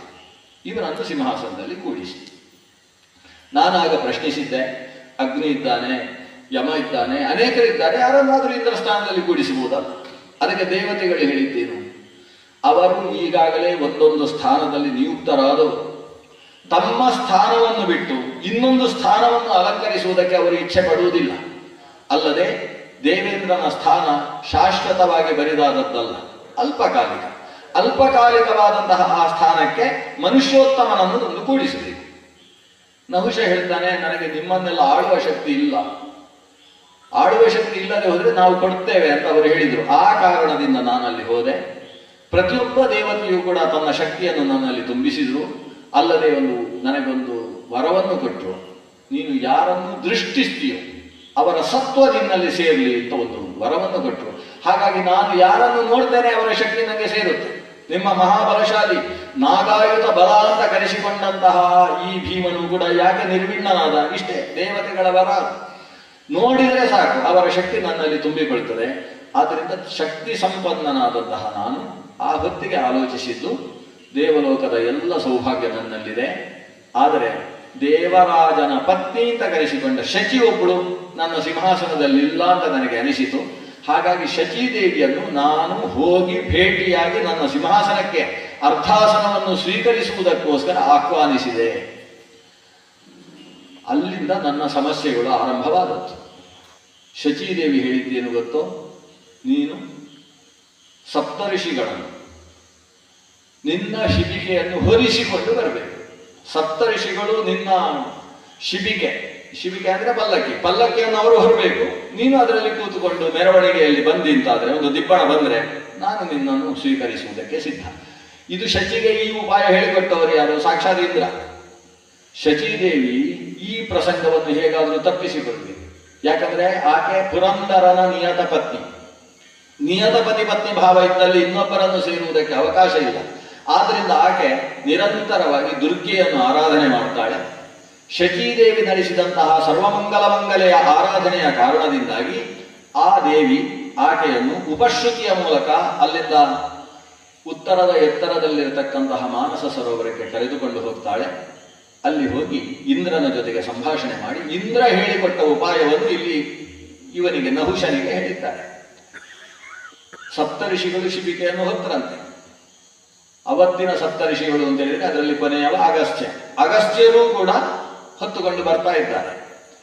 ಬರುವಾಗ ಅಗಸ್ತ್ಯರಿಗೆ ಬೇಸರವಾಯಿತು, ಋಷಿಗಳಿಗೆ ಇಷ್ಟವಾಗಲಿಲ್ಲ. ಅವರು ಪರಸ್ಪರ ಮಾತಾಡಿಕೊಳ್ತಾರೆ, ಇವನು ಮಾಡುವ ತಪ್ಪಿನಲ್ಲಿ ನಮ್ಮನ್ನು ಸೇರಿಸಿಕೊಂಡಿದ್ದಾನಲ್ಲ, ನಿಯತ ಸತಿಯಾದಂತಹ ಶಚೀದೇವಿಯನ್ನು ಈತ ಸ್ವೀಕರಿಸುವುದು ಹೇಗೆ?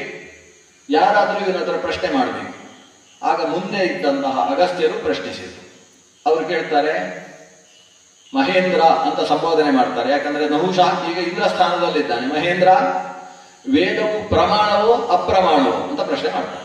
ಒಂದು ಚರ್ಚೆ ಹೇಗೂ ಸಾಗ್ತಾ ಇರುವಾಗ ಒಂದು ಚರ್ಚೆ ನಡೀಲಿ ಅಂತ ವೇದಾಂತದ ಬಗ್ಗೆ ಒಂದು ಚರ್ಚೆ.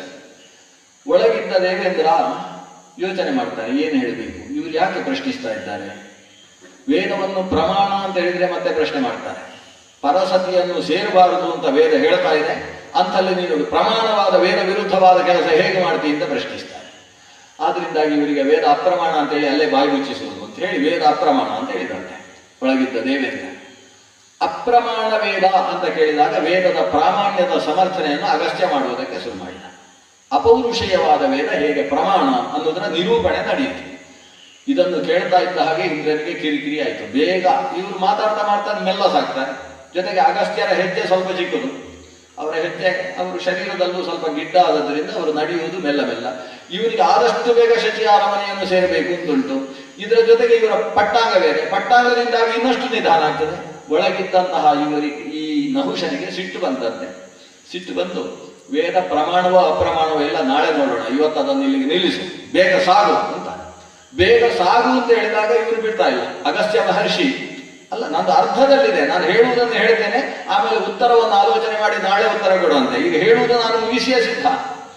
ಈ ಜ್ಞಾನಿಗಳು ಚರ್ಚೆಗೆ ಕೂತ್ರೆ ಅರ್ಥದಲ್ಲಿ ನಿಲ್ಲಿಸಲಿಕ್ಕೆ ಸಾಧ್ಯ. ಈ ಕೆಲವರ ಹತ್ರ ಈ ಮೌತ್ ಪೀಸ್ ಕೊಟ್ರೆ ಹೇಗೆ ಅರ್ಧದಲ್ಲಿ ನಿಲ್ಲಿಸ್ಲಿಕ್ಕೆ ಆಗುವುದಿಲ್ಲ ಹಾಗೆ. ಅಲ್ಲಿ ಜ್ಞಾನಿಗಳ ಮಾತು ಹಾಗೆ, ಅವರು ಅರ್ಥದಲ್ಲಿದೆ, ಮುಗಿಸಿಬಿಡ್ತೇನೆ. ಸಿಟ್ಟು ಅಂತು ದೇವೇಂದ್ರನಿಗೆ, ಕಾಲಲ್ಲಿ ಒದ್ದಂತೆ. ತಾನು ಮಲಗಿದ್ದ ಒಳಗೆ, ಮಲಗಿದ್ದಲ್ಲಿ ಯಾವ ಮುಂಭಾಗದಲ್ಲಿ ಶಿಬಿಕೆಯನ್ನು ಹೊತ್ತು ನಿಂತಹ ಅಗಸ್ತ್ಯರ ತಲೆಗೆ ಕಾಲು ತಾಗಿಸಿದ. ಸರ್ಪ ಸರ್ಪ ಅಂತ ಹೇಳಿ, ಸರ್ಪ ಸರ್ಪ ಅಂದ್ರೆ ಸಂಸ್ಕೃತದಲ್ಲಿ ಸರ್ಪ ಅಂದ್ರೆ ಸಾಗು ಅಂತ ಅರ್ಥ. ಸೃಪು ಗತವು, ಸರ್ಪಣ ಅಂದ್ರೆ ಸಾಗುವುದು. ಸರ್ಪ ಸರ್ಪ ಬೇಗ ಹೋಗು ಅಂತ ಹೇಳಿದ. ಯಾವಾಗ ಆತನ ಕಾಲು ತಲೆಗೆ ತಾಗಿತು, ಆ ತಲೆಯಲ್ಲಿ ಶಿಖೆ, ಅದು ಶಿಖೆ ಅಂದ್ರೆ ಅದು 3 ಸುತ್ತು ಹಾಕಿ ಕಟ್ಟಿದಂತಹ ಶಿಖೆ. ಹೇಗೆ ಯಜ್ಞೋಪವೀತದಲ್ಲಿ 3 ದಳಗಳಿರುತ್ತಾವೋ ಹಾಗೆ ಶಿಖೆಯಲ್ಲಿರುವ 3 ಸುತ್ತು ಅನ್ನುವುದು ಅದು ವೇದತ್ರಯದ ಬಂಧನವನ್ನು ನಿರೂಪಣೆ ಮಾಡತಕ್ಕಂಥ ಒಂದು ರಕ್ಷೆ, ವಿಪ್ರನಲ್ಲಿರತಕ್ಕಂತಹ ಶಕ್ತಿ. ಅದಕ್ಕೆ ಈತನ ಕಾಲು ಯಾವಾಗ ತಾಗಿತೋ ಆವಾಗ ಆ ಶಿಖೆಯಲ್ಲಿದ್ದಂತಹ ಒಂದು ದೈವೀ ಶಕ್ತಿ ಇವನಿಗೆ ಶಾಪ ಕೊಟ್ಟಿದಂತೆ.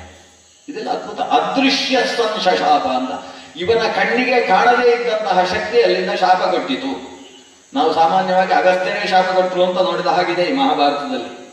ಆದ್ರೆ ಅಗಸ್ತ್ಯರು ಶಾಪ ಕೊಡಲಿಲ್ಲ ಅಂತೆ. ಕಾರಣ ಏನು ಅಂದ್ರೆ, ಅಗಸ್ತ್ಯರನ್ನು ಈ ಇಂದ್ರ ನೋಡಿಯೇ ಅವರ ಹತ್ರ ರಥದಲ್ಲಿ ನನ್ನನ್ನು ಹೊತ್ತುಕೊಂಡು ಹೋಗಬೇಕು ಅಂತ ಕೇಳಿದ್ರು. ಯಾರನ್ನು ನೋಡಿದ್ದಾನೆ ಅವರ ಶಕ್ತಿ ಅಗಸ್ತ್ಯನಲ್ಲಿ ಸಂಚಯನ, ಅಗಸ್ತ್ಯನ ಶಕ್ತಿ ಅದು ಇಂದ್ರನಲ್ಲಿ ಸಂಚಿತವಾಗಿದೆ. ಅಂಥಲ್ಲಿ ಅವನಿಗೆ ಶಾಪ ಕೊಡುವ ಶಕ್ತಿ ಇಲ್ಲ. ಆ ಕಾರಣದಿಂದ ಅವನ ಶಿಖೆಯಲ್ಲಿ ಇವನು ಕಾಣದೇ ಇದ್ದ ಒಂದು ಶಕ್ತಿ ಇತ್ತು. ಅದು ಯಾರು ಅಂದ್ರೆ ಭೃಗು ಮಹರ್ಷಿ ಅಂತ. ಈ ಇಂದ್ರ ಅಂದ್ರೆ ನಹುಷ ಅಲ್ಲಿಯ ತನಕ ಕಾಣದೇ ಇದ್ದಂತಹ ಒಂದು ಋಷಿ, ಸಪ್ತ ಋಷಿಗಳನ್ನೂ ನಿಯಂತ್ರಿಸತಕ್ಕಂತಹ ಎತ್ತರದ ಋಷಿ ಭೃಗು. ಆ ಭೃಗು ಮಹರ್ಷಿ ಅಲ್ಲಿಂದ ಶಾಪ ಕೊಟ್ಟಾನೆ. ಆ ಭೃಗು ಮಹರ್ಷಿಯ ಜೊತೆಗೆ ಸಾಕ್ಷಾತ್ ಚತುರ್ಮುಖ ಬ್ರಹ್ಮನೇ ಶಾಪ ಕೊಟ್ಟ ಅಂತ ಕೆಲವು ಪುರಾಣ ಹೇಳ್ತದೆ. ಭೃಗ್ವಾವಿಷ್ಟನಾದ ಬ್ರಹ್ಮದೇವ ಶಾಪ ಕೊಟ್ಟ ಅಂತ. ಏನು ಕೊಟ್ಟದ್ದು? ಸರ್ಪ ಅಂದಿಯಲ್ಲ, ಸರ್ಪೋಭವ, ಸರ್ಪ ಸರ್ಪ ಅಂತ ಹೇಳಿದ್ವಿ, ಹಾಗೆ ಆಗಿ ಹೋಗು, ಸರ್ಪನಾಗಿ ಹೋಗು. ಯಾಕಂದ್ರೆ ಬೇಗ ಬೇಗ ಹೋಗಬೇಕು ಅಂತ ನಿನ್ನ ಅವಸರ, ಬೇಗ ಬೇಗ ಸಾಗಲಿಕ್ಕೆ ಆಗದೇ ಇರತಕ್ಕಂಥ ಹೆಬ್ಬಾವು ಆಗಿ ಹೋಗು. ಹೆಬ್ಬಾವು ಅಂದ್ರೆ ಅದು ನಿಧಾನಕ್ಕೆ ಸಂಚರಿಸುವ ಒಂದು ಸರೀಸೃಪ. ಸರ್ಪಣ ಅನ್ನುವುದಕ್ಕೂ ನಡೆಯುವುದು, ಓಡುವುದು, ಸರ್ಪಣ ಇದಕ್ಕೆಲ್ಲ ಸ್ವಲ್ಪ ಸ್ವಲ್ಪ ವ್ಯತ್ಯಾಸ ಇದೆ. ತೆವಳುವುದು ಅನ್ನುವ ಅರ್ಥದಲ್ಲಿ ಸರ್ಪಣ ಅನ್ನುವ ಶಬ್ದದ ಬಳಕೆ ಇದೆ. ಹಾವುಗಳು ನಡೆಯುವುದಲ್ಲ, ಅಲ್ಲಿ ಹಾವು ನಡೆದುಕೊಂಡು ಹೋಗುತ್ತದೆ ಅಂತ ಯಾರಾದ್ರೂ ಹೇಳಿದ್ರೆ ಕನ್ನಡ ಬರೋಲ್ಲ ಅಂತ ಅರ್ಥ. ನಡಿಬೇಕಾದ್ರೆ ಒಂದು ಕಾಲು ಎತ್ತಿ ಮತ್ತೊಂದು ಕಾಲು ಇಡಬೇಕು, ಅದು ನಡೆಯುವುದು. ಅದನ್ನು ಒಂದು ಚೆಂಡನ್ನು ನೆಲದಲ್ಲಿಗೆ ಜಾರಿಸಿದ್ರೆ ಅದು ಸರ್ಪತಿ. ಹತ್ರ ಕಂದುಕಂ ಸರ್ಪತಿ ಅನ್ಬೇಕು, ಕಂದುಕಂ ಗಚ್ಚತಿ ಅಂತ ಹೇಳಬಾರ್ದು. ಅದು ಗಮನ, ನಡೆಯುವುದು ಅನ್ನೋದು ಬೇರೆ, ಸರ್ಪಣ ಅನ್ನೋದು ಬೇರೆ. ಕಾಲಿಲ್ಲದೆ ಜಾರಿಕೊಂಡು ಹೋಗ್ತಾ ಇದ್ರೆ, ಭುಜಂಗಮನಾಗಿ ಸಾಗಿದ್ರೆ ಆ ಸ್ಥಿತಿಯನ್ನು ಸರ್ಪಣ ಅಂತ ಕರೆಯುವುದು. ಅದನ್ನ ನೀನು ಆ ಸರ್ಪವಾಗಿ ಹೋಗು, ಕಾಲಿಲ್ಲದೆ ತೆವಳುವ ಪ್ರಾಣಿ ಆಗು ಅಂತ ಶಾಪ ಕೊಟ್ಟು. ಹಾಗಾಗಿ ಆ ಕ್ಷಣದಲ್ಲಿ ಆತ ಮಹಾಸರ್ಪನಾಗಿ ಅದೇ ಶಿಬಿಕೆಯಿಂದ ಕೆಳಗೆ ಬಿದ್ದ. ಆದ್ರೆ ಅಷ್ಟು ಹೊತ್ತಿಗೆ ಅವನ ಅಹಂಕಾರ ಬಿದ್ದು ಹೋಗಿತ್ತು, ಕೈ ಮುಗಿದಿದ್ದಾನೆ. ಆವಾಗ ಆ ಭೃಗು ಮಹರ್ಷಿಗಳೇ ಅವನಿಗೆ ಉಶಾಪವನ್ನು ಕೊಟ್ಟದ್ದು. ಮುಂದಕ್ಕೆ ಯುಧಿಷ್ಠಿರನ ಜೊತೆಗೆ ನಿನ್ನ ಧರ್ಮ ಸಂವಾದ ನಡೆಯುತ್ತೆ. ಅದಕ್ಕಿಂತ ಮುಂಚೆ ಯಾರಾದರೂ ಬಂದು ನಿನ್ನ ಜೊತೆಗೆ ಧರ್ಮ ಸಂವಾದ ನಡೆಸಿದ್ರು ಅಂತಾದರೆ ನಿನ್ನ ಶಾಪ ವಿಮೋಚನೆ ಆಗ್ತದೆ ಅಂತ ಉಶಾಪವನ್ನು ಕೊಟ್ಟಿದ್ರು. ಆದರೆ ಆ ಜಾತಿ ಸ್ಮೃತಿ ನನಗೆ ಉಳಿಯುವ ಹಾಗೆ ಒಂದು ಅನುಕೂಲ ಮಾಡಿಕೊಟ್ಟಿದ್ರು. ಹಾಗಾಗಿ ಇವತ್ತಿಗೂ ನಾನು ಅಜಗರವಾಗಿ ಹುಟ್ಟಿದರೂ ನಾನು ನಹುಷನಾಗಿ ಏನೇನು ಮಾಡಿದ್ದೇನೆ ಅನ್ನುವ ಸ್ಮೃತಿ ನನ್ನಲ್ಲಿದೆ. ಆ ಕಾರಣದಿಂದಲೇ ಬಂದವರನ್ನೆಲ್ಲ ಹಿಡಿದಾಗ ನಾನು ಈ ಪ್ರಶ್ನೆಯನ್ನು ಕೇಳ್ತಿದ್ದೆ. ಆದರೆ ಇಲ್ಲಿಯ ತನಕ ಯಾರೂ ಕೂಡ ನನ್ನ ಜೊತೆಗೆ ಧರ್ಮದ ಸಂವಾದ ನಡೆಸಲಿಲ್ಲ. ಇವತ್ತು ಧರ್ಮರಾಜ ಬಂದು ಸಂವಾದವನ್ನು ನಡೆಸಿ ನನ್ನನ್ನು ಉಳಿಸಿದ, ನಿನಗೆ ನನ್ನ ನಮಸ್ಕಾರ ಅಂತ ನಹುಷ ಹೇಳಿ ಆ ಹೊತ್ತಿಗೆ ಬಂದ ರಥದಲ್ಲಿ ಏರಿ ತಾನು ಮೇಲಕ್ಕೆ ದೇವಲೋಕಕ್ಕೆ ಸಾಗಿದ ಅಂತ ಒಂದು ಕಥೆ. ಇದರಲ್ಲಿ ಭೀಮಸೇನಲ್ಲಿ ಪ್ರಶ್ನಿಸಿದ್ದ, ಇದಕ್ಕೆ ಉತ್ತರಿಸು, ಸಂವಾದ ಮಾಡು. ಆದರೆ ಭೀಮಸೇನ ಹಾ ಅಂತ ಹೇಳ್ತಾರೆ, ನಾವೆಲ್ಲ ಚರ್ಚೆಯಲ್ಲಿ ಇಲ್ಲ ಅಂತ ಭೀಮಸೇನ. ಇದರ ಹಿನ್ನೆಲೆ ಏನು ಅನ್ನೋದನ್ನು ಮಧ್ವಾಚಾರ್ಯರು ಹೇಳ್ತಾರೆ. ಭೀಮಸೇನ ಯಾಕೆ ಉತ್ತರ ಕೊಡಲಿಲ್ಲ? ಯಾಕಂದ್ರೆ ನನ್ನನ್ನು ಬಿಡಿಸಿಕೊಳ್ಳುವುದಕ್ಕೋಸ್ಕರ ಇವನಿಗೆ ಉತ್ತರ ಕೊಡಬೇಕಲ್ವಾ, ಅದು ಇಷ್ಟ ಇಲ್ಲ ಅಂತ ಭೀಮಸೇನಿಗೆ. ವಿದ್ಯೋಪಜೀವನ ಅಂತ ಒಂದು ಕ್ರಮ, ತಮ್ಮಲ್ಲಿರುವ ವಿದ್ಯೆಯನ್ನು ಮಾರಾಟ ಮಾಡಿ ಬದುಕು. ವಿದ್ಯೆಯನ್ನು ಮಾರುವುದಕ್ಕೆ ಪ್ರಪಂಚದಲ್ಲಿ ಯಾರಿಗೂ ಕೂಡ ಅವಕಾಶವನ್ನು ಧರ್ಮಶಾಸ್ತ್ರ ಕೊಡಲಿಲ್ಲ. ಅಧ್ಯಾಪಕರಿಗೂ ಅವಕಾಶ ಇಲ್ಲ. ಅಧ್ಯಾಪನ ವೃತ್ತಿಯಲ್ಲೇ ಇರಬೇಕಾದ ವ್ಯಕ್ತಿಗಳಿಗೂ ಕೂಡ ವಿದ್ಯೆಯ ಮಾರಾಟ, ವಿದ್ಯೆಯಿಂದಲೇ ಬದುಕುವುದು ಅನ್ನೋದಕ್ಕೆ ಅವಕಾಶ ಕೊಡಲಿಲ್ಲ. ವಸ್ತುತಃ ವಿದ್ಯೆ ಯಾವ ಕ್ರಮದಿಂದ ಬರ್ತದೆ ಅನ್ನೋದಕ್ಕೆ ಮಹಾಭಾರತ ಹೇಳ್ತದೆ. ವಿದ್ಯೆಯನ್ನು ಸಂಪಾದಿಸಬೇಕಾದ್ರೆ 3 ಕ್ರಮ. 1 ಗುರು ಶುಶ್ರೂಷಯ ವಿದ್ಯಾ, 2 ಪುಷ್ಕಲೇನ ಧನೇನವ, 3 ಅಥವಾ ಅಥವಾ ವಿದ್ಯೆಯ ವಿದ್ಯಾ ಚತುರ್ಥಿ ನೋಪಪದ್ಯತೆ. ಇರುವುದು ಮೂರೇ ದಾರಿ ವಿದ್ಯೆಯನ್ನು ಪಡೆಯುವುದಕ್ಕೆ. ಒಂದು, ಗುರುಗಳ ಹತ್ತಿರ ಹೋಗಿ ಗುರುಗಳನ್ನು ತನ್ನ ಕಡೆಗೆ ಪ್ರೀತಿಯುತರಾಗುವ ಹಾಗೆ ಮಾಡಿಕೊಡಬೇಕು. ಅವರ ಶುಶ್ರೂಷೆ, ಕೇಳಿದ್ದನ್ನು ಕೆಲಸ ಮಾಡಿಕೊಂಡು ಅವರ ಸೇವೆ ಮಾಡಿಕೊಂಡು ವಿದ್ಯೆಯನ್ನು ಪಡಿಬೇಕು. ಪುಷ್ಕಲೇನ ಧನೇನವ, ಹಿಂದೆಲ್ಲ ರಾಜಪುತ್ರರು ವಿಶೇಷವಾದ ಧನವನ್ನು ಗುರುಕುಲಗಳಿಗೆ ಅನುಕೂಲ ಮಾಡಿಕೊಟ್ಟು ಆ ಮೂಲಕ ವಿದ್ಯೆಯನ್ನು ಪಡೆಯುವಂತಹದ್ದು ಇತ್ತು. ಅದು ಎರಡನೇದ್ದು. ಅಷ್ಟು ಪ್ರಶಸ್ತ ಅಲ್ಲ, ಪರವಾಗಿಲ್ಲ, ಕೊಟ್ಟು ಕಲಿಬಹುದು. ಮೂರನೇದ್ದು, ಅಥವಾ ವಿದ್ಯೆಯ ವಿದ್ಯೆ, ನನ್ನಲ್ಲಿರುವ ಹೊಸ ವಿದ್ಯೆಯನ್ನು ಅವನಿಗೆ ಹೇಳಿಕೊಡುವುದು, ಅವನಲ್ಲಿದ್ದ ವಿದ್ಯೆಯನ್ನು ನಾನು ಪಡೆಯುವುದು. ಇದು ನಳ ಮತ್ತು ಋತುಪರ್ಣನಲ್ಲಿ ನಡೆಯುತ್ತಲ್ಲ. ನಳನಲ್ಲಿದ್ದಂತಹ ಅಶ್ವವಿದ್ಯೆಯನ್ನು ಋತುಪರ್ಣನಿಗೆ ಕೊಟ್ಟು, ಋತುಪರ್ಣನಲ್ಲಿದ್ದ ಅಕ್ಷವಿದ್ಯೆ, ಅಕ್ಷ ಅಂದ್ರೆ ಲೆಕ್ಕಾಚಾರ, ನೋಡಿದ ಕೂಡಲೇ ಎಷ್ಟಿದೆ ಅಂತ ಗೊತ್ತಾಗುವಂಥದ್ದು, ಆ ವಿದ್ಯೆಯನ್ನು ನಳ ಪಡೆದಿದ್ದ. ಇದು ವಿದ್ಯೆಯಿಂದ ವಿದ್ಯೆ. ಆಯುರ್ವೇದ ಗೊತ್ತಿದ್ದವ ಎಕನಾಮಿಕ್ಸ್ ಇದ್ದವನಿಗೂ ಹೇಳುದು, ಅವನು ಎಕನಾಮಿಕ್ಸ್ ಇವನಿಗೆ ಹೇಳಿಕೊಡುದು, ಈಗ ಪರಸ್ಪರ ಈ ರೀತಿಯಲ್ಲಿ ವಿದ್ಯೆಯಿಂದ ವಿದ್ಯೆಯನ್ನು. ಇದರಲ್ಲಿ ಪುಷ್ಕಲೇನ ಧನೇನ ಅಂತ ಉಂಟಲ್ವ, ದುಡ್ಡಿನಿಂದ ವಿದ್ಯೆ ಪಡೆಯುವುದು, ಇದು ಅತ್ಯಂತ ನಿಕೃಷ್ಟವಾದದ್ದು. ದುಡ್ಡಿಗೆ ವಿದ್ಯೆಯನ್ನು ಮಾರಾಟ ಮಾಡಬಾರದು. ಮತ್ತೆ ವಿದ್ಯೆ ಕೊಟ್ಟ ಮೇಲೆ ದುಡ್ಡು ಕೊಡ್ಬೋದು, ಅದಕ್ಕೆ ಗುರು ದಕ್ಷಿಣೆ ಅಂತ ಹೆಸರು. ಅದು ಇಷ್ಟೇ ಅಂತ ಅದಕ್ಕೆ ಲೆಕ್ಕಾಚಾರ ಇಲ್ಲ. ಅದು ವಿದ್ಯೆಯನ್ನು ಓದಿದವನಿಗೆ ಒಂದು ನಿಯಮ ಇದೆ, ನಿನ್ನಲ್ಲಿ ಏನಿದೆ ಅದನ್ನು ಗುರುಗಳಿಗೆ ಅನುಕೂಲ ಆಗುವಂತಹದ್ದನ್ನು ಒಂದು ಕೊಡು. ಆಚಾರ್ಯಾಯ ಪ್ರಿಯಂ ಧನಂ ಆಹೃತ್ಯ ಪ್ರಜಾತಂತು ಮಾ ವ್ಯವಚ್ಛೇತ್ಸಿಹಿ ಅಂತ ವಿದ್ಯಾಭ್ಯಾಸದ ಕೊನೆಯಲ್ಲಿ ಆಚಾರ್ಯರಿಗೆ ಪ್ರಿಯವಾದದ್ದನ್ನೇನಾದರೂ ಮಾಡಿ ಆಮೇಲೆ ನೀನು ನಿನ್ನ ಸಂಸಾರವನ್ನು ಮಾಡಿಕೊಂಡು ಮುಂದುವರಿಸು. ಹೇಗೆ ವಿದ್ಯೆಯನ್ನು ಅಭ್ಯಾಸ ಮಾಡಿದಂತಹ ಅರ್ಜುನ ನಿವಾದ ಕವಚ ಮೊದಲಾದವನ್ನು ಸಂಹರಿಸುವುದು ಅನ್ನುವುದನ್ನೇ ದಕ್ಷಿಣೆಯನ್ನಾಗಿ ಕೊಟ್ಟ ಅಲ್ವಾ, ಹಾಗೆ ಅವರವರ ಸಾಮರ್ಥ್ಯಕ್ಕೆ ಅನುಗುಣವಾಗಿ ಒಂದೊಂದು ದಕ್ಷಿಣೆಯನ್ನು ಕೊಡುವಂತಹದ್ದು ಇರ್ತದೆ. ಅದಕ್ಕೆ ದಕ್ಷಿಣೆ ಅಂತ ಹೆಸರು. ಅದಕ್ಕೆ ದಕ್ಷಿಣೆ ಅನ್ನುವ ಹೆಸರಿನ ಹಿಂದೆ ಇಷ್ಟು ಅಂತ ಇರುವುದಿಲ್ಲ.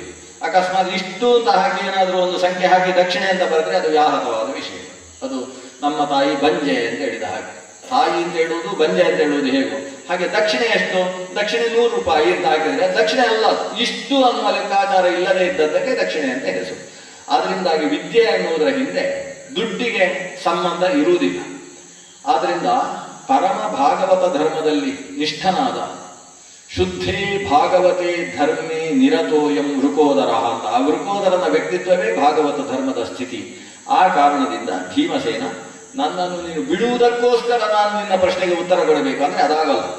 ಮತ್ತೆ ಕೈ ಮುಗಿದು ನಂಗೊಂದು ಪ್ರಶ್ನೆ ಇದೆ, ಉತ್ತರ ಗೊತ್ತಾಗ್ತಾ ಇಲ್ಲ, ಹೇಳು ಅಂತ ನಾನು ಹೇಳ್ತೇನೆ, ಅದು ಪರವಾಗಿಲ್ಲ. ಆದ್ರೆ ನೀನು ಉತ್ತರ ಹೇಳು, ಹಾಗಿದ್ರೆ ಮಾತ್ರ ನಾನು ಬಿಡ್ತೇನೆ ಅಂದ್ರೆ ಅದಾಗುದು.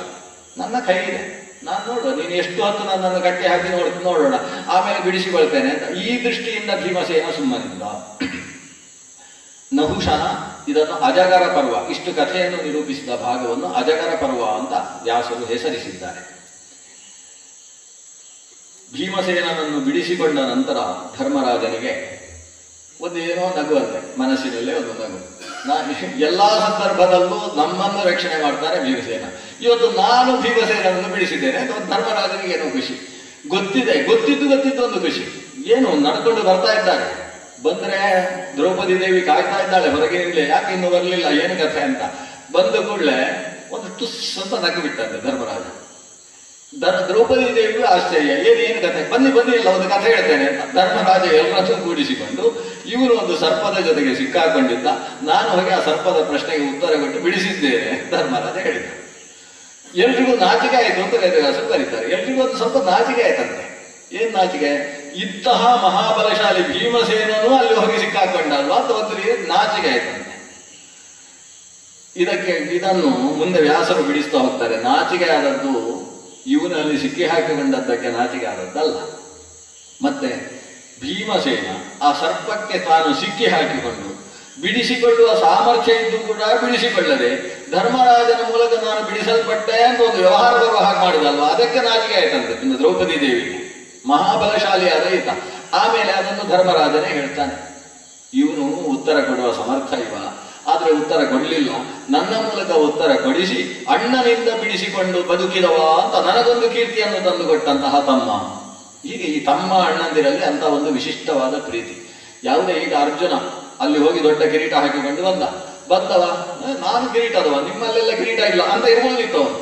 ಆದ್ರೆ ಬಂದು ಮಾಡಿದ ಕೆಲಸ ಏನು, ಕಿರೀಟವನ್ನು ಎತ್ತಿ ಅಣ್ಣನ ಕಾಲ ಬಡದಲ್ಲಿಟ್ಟು ಹಚ್ಚಿದ್ದಂತಹ ಕವಚವನ್ನು ಎತ್ತಿ ಅವನ ಮುಂದಿಟ್ಟು ನಮಸ್ಕಾರ ಮಾಡಿದ. ಇದು ನಿಂದು ತಮ್ಮಂದಿರಿಗೆ ಬಂದದ್ದಕ್ಕೆಲ್ಲ ಅಣ್ಣ ಪ್ರಧಾನ ಅಧಿಕಾರಿ. ಆದ್ರೆ ಅಣ್ಣ ಏನು ಮಾಡಬೇಕು, ತಾನು ತಲೆಯಲ್ಲಿ ಒಂದು ಸಲ ಹಾಕೊಳ್ಳುವುದಿಲ್ಲ, ಅವ ಎತ್ತಿ ತಾನೇ ತಮ್ಮನಿಗೆ ತೊಡಿಸ್ತಾನೆ. ಅದು ಈ ಅಣ್ಣ ತಮ್ಮಂದಿರಲ್ಲಿರ್ತಕ್ಕಂತಹ ಒಂದು ಗಾಢವಾದ ಬಂಧ. ಅದು ಈ ಭಾವದಿಂದ ಬಂದಿರತಕ್ಕಂತಹ ಬಂಧ. 5 ಜನ ನೋಡ್ಲಿಕ್ಕೆ 5 ಆದರೆ 1 ಅನ್ನುವ ಹಾಗೆ ಒಂದು 5 ಶರೀರದ ಒಂದು ಪ್ರಾಣ, ಅಥವಾ ಪಂಚ ಶರೀರಗಳಲ್ಲಿರ್ತಕ್ಕಂತಹ ಪಂಚ ಪ್ರಾಣಾತ್ಮಕನಾದ ಪ್ರಾಣ, ಒಂದೇ ಪ್ರಾಣ ಅನಿಸುವ ರೀತಿಯಲ್ಲಿ ಈ 5 ಜನ ನಡೀತಾ ಇದ್ದಾರೆ. ದ್ವೈತವನವನ್ನು ಬಂದು ಸೇರಿದ್ದಾರೆ. ದ್ವೈತವನಕ್ಕೆ ನಮ್ಮ ಊರಿನ ಹತ್ತಿರ ಬಂದಿದ್ದಾರೆ ಅಂತ ಅಲ್ಲಿ ಅವರಿಗೆ ಗೊತ್ತಾದರೆ ಅಲ್ಲಿ ದೊಡ್ಡ ಜನಸಂಘವೇ ಸೇರಿತು. ಯಾಕಂದ್ರೆ ಇವರು ತೀರ್ಥಯಾತ್ರೆಗೆ ಹೋದವರು ಇವತ್ತಿಗೆ 8 ವರ್ಷಗಳ ತನಕ ಸುದ್ದಿಯೇ ಇಲ್ಲ. 8 ವರ್ಷಗಳ ನಂತರ ಬಂದಿದ್ದಾರಲ್ಲ ಅಂತ ಅವರನ್ನು ನೋಡುವುದಕ್ಕೆ ಜನ. ದ್ವಾರಕೆಗೂ ಸುದ್ದಿ ಹೋಯಿತು, ಬಂದಿದ್ದಾರಂತೆ ಪಾಂಡವರು ತೀರ್ಥಯಾತ್ರೆ ಮುಗಿಸಿಕೊಂಡು ದ್ವೈತವನದಲ್ಲಿದ್ದಾರಂತೆ. ಕೃಷ್ಣ ಆ ಕೂಡಲೇ ಸತ್ಯಭಾಮೆಯ ಜೊತೆಗೆ ದಾರುಕ ಹೊಡೆಯುವಂತಹ ಗಾಡಿಯಲ್ಲಿ ಓಡಿ ಬಂದಂತೆ. ಕೃಷ್ಣ ಓಟದ ಆಗಮನ ಆಯಿತು. ಎಲ್ಲರಿಗಿಂತ ಮುಂಚೆ ಕೃಷ್ಣ ಬಂದು ಸೇರಿದ್ದಾನೆ. ಕೃಷ್ಣ ಬರುವ ಹೊತ್ತಿಗೆ ಸರಿಯಾಗಿ ಅಲ್ಲಿಗೆ ಒಬ್ಬರು ಮಹರ್ಷಿಗಳು ಆಗಮಿಸಿದರು, ಮಾರ್ಕಂಡೇಯರು. ಮುಂದೆ ಮಾರ್ಕಂಡೇಯ ಸಮಾಸ್ಯಾ ಪರ್ವ ಅಂತ ಒಂದು ಬಹಳ ಪ್ರಸಿದ್ಧವಾದಂತಹ ಪರ್ವ. ಅನೇಕ ಕಥೆಗಳ ಆಗರ ಮಾರ್ಕಂಡೇಯರು ಎಷ್ಟೆಷ್ಟೋ ಕಥೆಗಳನ್ನು ಹೇಳಿದರು. ಅದರ ಜೊತೆಗೆ ನಾರದರು ಬಂದರು. ಒಂದು ಸಂಭ್ರಮವೋ ಸಂಭ್ರಮ. ಧರ್ಮರಾಜನಿಗೆ ಆ ಕಡೆಯಿಂದ ಅರ್ಜುನ ಬಂದಿದ್ದಾನೆ, ಈ ಕಡೆಯಿಂದ ಭೀಮಸೇನನದ್ದು ಒಂದು ಪ್ರಕರಣ ಬೇರೆ ನಡೆದಿದೆ, ಇದರ ಮಧ್ಯದಲ್ಲಿ ಕೃಷ್ಣ ಬಂದಿದ್ದಾನೆ. ಕೃಷ್ಣ ಬರುವುದರ ಜೊತೆಗೆ ಮಾರ್ಕಂಡೇಯರಿಗೆ ಎಷ್ಟು ವರ್ಷ ಅಂತ ಯಾರು ಕೇಳಿದ್ರು ಗೊತ್ತಿಲ್ಲ. ಅವರು ಅಜರ, ಅಮರ, ಚಿರಜೀವಿ, ಎಷ್ಟು ಕಾಲದಿಂದ ಇದ್ದಾರೆ ಗೊತ್ತಿಲ್ಲ. ಕೆಲವು ಪ್ರಳಯಗಳನ್ನೆಲ್ಲ ನೋಡಿದವರು. ನೋಡ್ಲಿಕ್ಕೆ ಮಾತ್ರ 25 ಹಾಯನಃ. ಅವರನ್ನು ನೋಡಿದರೆ ಹೇಗಿದ್ದಾರೆ ಅಂದರೆ 25 ವರ್ಷದ ವ್ಯಕ್ತಿ. ಶರೀರ ಬೆಳೆಯುವುದೂ ಇಲ್ಲ, ತಲೆಗುಲ್ಲು ಬಿಳಿ ಆಗುವುದೇ ಇಲ್ಲ, ಆ ರೀತಿಯ ವ್ಯಕ್ತಿತ್ವ. ಅಂತಹ ತಪಸ್ವಿ. ಆ ಮನಸ್ಸಿನಲ್ಲಿ ದೇವರನ್ನೇ ತುಂಬಿಸಿಟ್ಟುಕೊಂಡಿರ್ತಕ್ಕಂತಹ ಯಾವುದೇ ರೀತಿಯ ದ್ವಂದ್ವವಿಲ್ಲದ ನಿರ್ದ್ವಂದ್ವನಾದಂತಹ ವ್ಯಕ್ತಿತ್ವ ಮಾರ್ಕಂಡೇಯ ಮಹರ್ಷಿಗಳದ್ದು. ಅವರು ಆಗಮಿಸಿದ್ದಾರೆ. ನಾರದರು ಕೂಡ ನಾರಾಯಣ ನಾಮವನ್ನು ಹಾಡ್ತಾ ಆಗಮಿಸಿದ್ದಾರೆ. ಇಷ್ಟು ಜನ ಸೇರಿದ್ದನ್ನು ನೋಡಿ ಧರ್ಮಜನಿಗೆ ಸ್ವರ್ಗಕ್ಕೂ ಕಿಚ್ಚಿಡಬೇಕು ಅನ್ನುವಷ್ಟು ಒಂದು ಆನಂದದಲ್ಲಿ ಧರ್ಮಜ ಇದ್ದಾನೆ. ಕೃಷ್ಣ ತಮ್ಮ ಊರಿನ ಕಥೆ ಹೇಳ್ತಾನೆ. ಇವರನ್ನು ಅರ್ಜುನನನ್ನು ಆಲಿಂಗಿಸಿಕೊಳ್ಳುತ್ತಾನೆ. ಎಷ್ಟೆಷ್ಟು ವಿದ್ಯೆಗಳನ್ನು ಕಲ್ತಿದ್ದಿ ಅಂತ ಪ್ರಶ್ನೆ ಕೇಳ್ತಾನೆ. ಹೇಳ್ತಾನೆ, ಇನ್ನು ಏನೂ ಸಮಸ್ಯೆ ಇಲ್ಲ, ನಿನ್ನಂಥ ಮಹಾಧನ್ವಿ ಮಹಾ ಅಸ್ತ್ರಿ ಇಲ್ಲಿರುವುದರಿಂದ ಮುಂದಕ್ಕೆ ನಾವು ರಾಜ್ಯವನ್ನು ಪಡೆಯುವುದಕ್ಕೆ ಯಾವ ಸಮಸ್ಯೆಯೂ ಇಲ್ಲ. ಭೀಷ್ಮರು, ದ್ರೋಣರು, ಕರ್ಣ ಇವರೆಲ್ಲ ಧೂಳಿಪಟ ಅಂತ ತಿಳಿದು ಅಷ್ಟು ವಿದ್ಯೆಯನ್ನು ಸಂಪಾದನೆ ಮಾಡಿಕೊಂಡು ಬಂದಿದ್ದೆ. ದ್ರೌಪದಿ ದೇವಿಯನ್ನು ಸಮಾಧಾನ ಮಾಡ್ತಾನೆ. ಅಭಿಮನ್ಯುವಿಗೆ ಎಷ್ಟೆಷ್ಟು ಕಲಿಸಿದ್ದೇನೆ ಅಂತ ಹೇಳ್ತಾನೆ. ಅಭಿಮನ್ಯುವಿಗೆ ಕಲಿಸಿದ್ದೆಷ್ಟು? ನಿನ್ನ ಮಕ್ಕಳಾದಂತಹ 5 ಜನ ಅವರನ್ನು ಅವತ್ತು ಇಲ್ಲಿಗೆ ದೃಷ್ಟದ್ಯುಮ್ನ ಬದ್ದವ ಪಾಂಚಾಲ ದೇಶಕ್ಕೆ ಕರೆದುಕೊಂಡು ಹೋಗಿದ್ದ. ಆದರೆ ಪಾಂಚಾಲ ದೇಶಕ್ಕೆ ಹೋದರೆ ಆ ಮಕ್ಕಳು ಅಲ್ಲಿ ಇಲ್ಲಿಗೆ ಕೇಳುವುದಿಲ್ಲ. ಅಲ್ಲಿಂದ ಮತ್ತೆ ರಥದಲ್ಲಿ ನಮ್ಮೂರಿಗೆ ಬಂದರು, ದ್ವಾರಕೆಗೆ. ಇಲ್ಲಿ ಬಂದು ಅಭಿಮನ್ಯುವಿನ ಜೊತೆಗೆ ನನ್ನ ಮಗನಾದಂತಹ ಪ್ರದ್ಯುಮ್ನಲ್ಲಿ ಪಾಠ ಕೇಳುವುದು, ಹೀಗೆ ಅವರು ನಮ್ಮವರೇ ಆಗಿ ಹೋಗಿದ್ದಾರೆ. ಆದರೆ ಆಗಾಗ ಆ ಸೋದರ ಮಾವ ಬರ್ತಾನೆ. ಆ ದೃಷ್ಟದ್ಯುಮ್ನ ಬಂದು ದ್ರುಪದ ಹೇಳ್ತಾ ಇದ್ದಾನೆ, ಮೊಮ್ಮಕ್ಕಳನ್ನು ಕಾಣಬೇಕು, ನಮ್ಮಲ್ಲಿ ಬನ್ನಿ ಅಂತ ಕರ್ಕೊಂಡು ಹೋಗ್ತಾನೆ. ನಾನು ಒತ್ತಾಯ ಮಾಡಿದ್ದಕ್ಕೆ ಅಲ್ಲಿ ಹೋಗ್ತಾರೆ. ಹೋದ್ರೆ ಕೆಲವೇ ಕ್ಷಣಗಳಲ್ಲಿ, ಕೆಲವು ದಿವಸಗಳಲ್ಲಿ ಮತ್ತೆ ನಮ್ಮಲ್ಲೇ ಬರ್ತಾರೆ. ನಮ್ಮಲ್ಲಿ ಬಂದು ಎಷ್ಟೆಷ್ಟು ಕಲ್ತಿದ್ದಾರೆ ಅಂತ ಎಲ್ಲ ವಿವರ ಕೊಡ್ತಾರೆ.